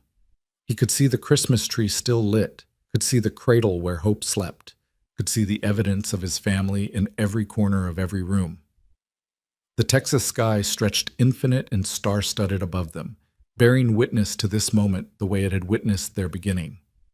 Cole thought about journeys and destinations, about how the bravest thing he'd ever done was say 5 simple words to a desperate woman on a train platform.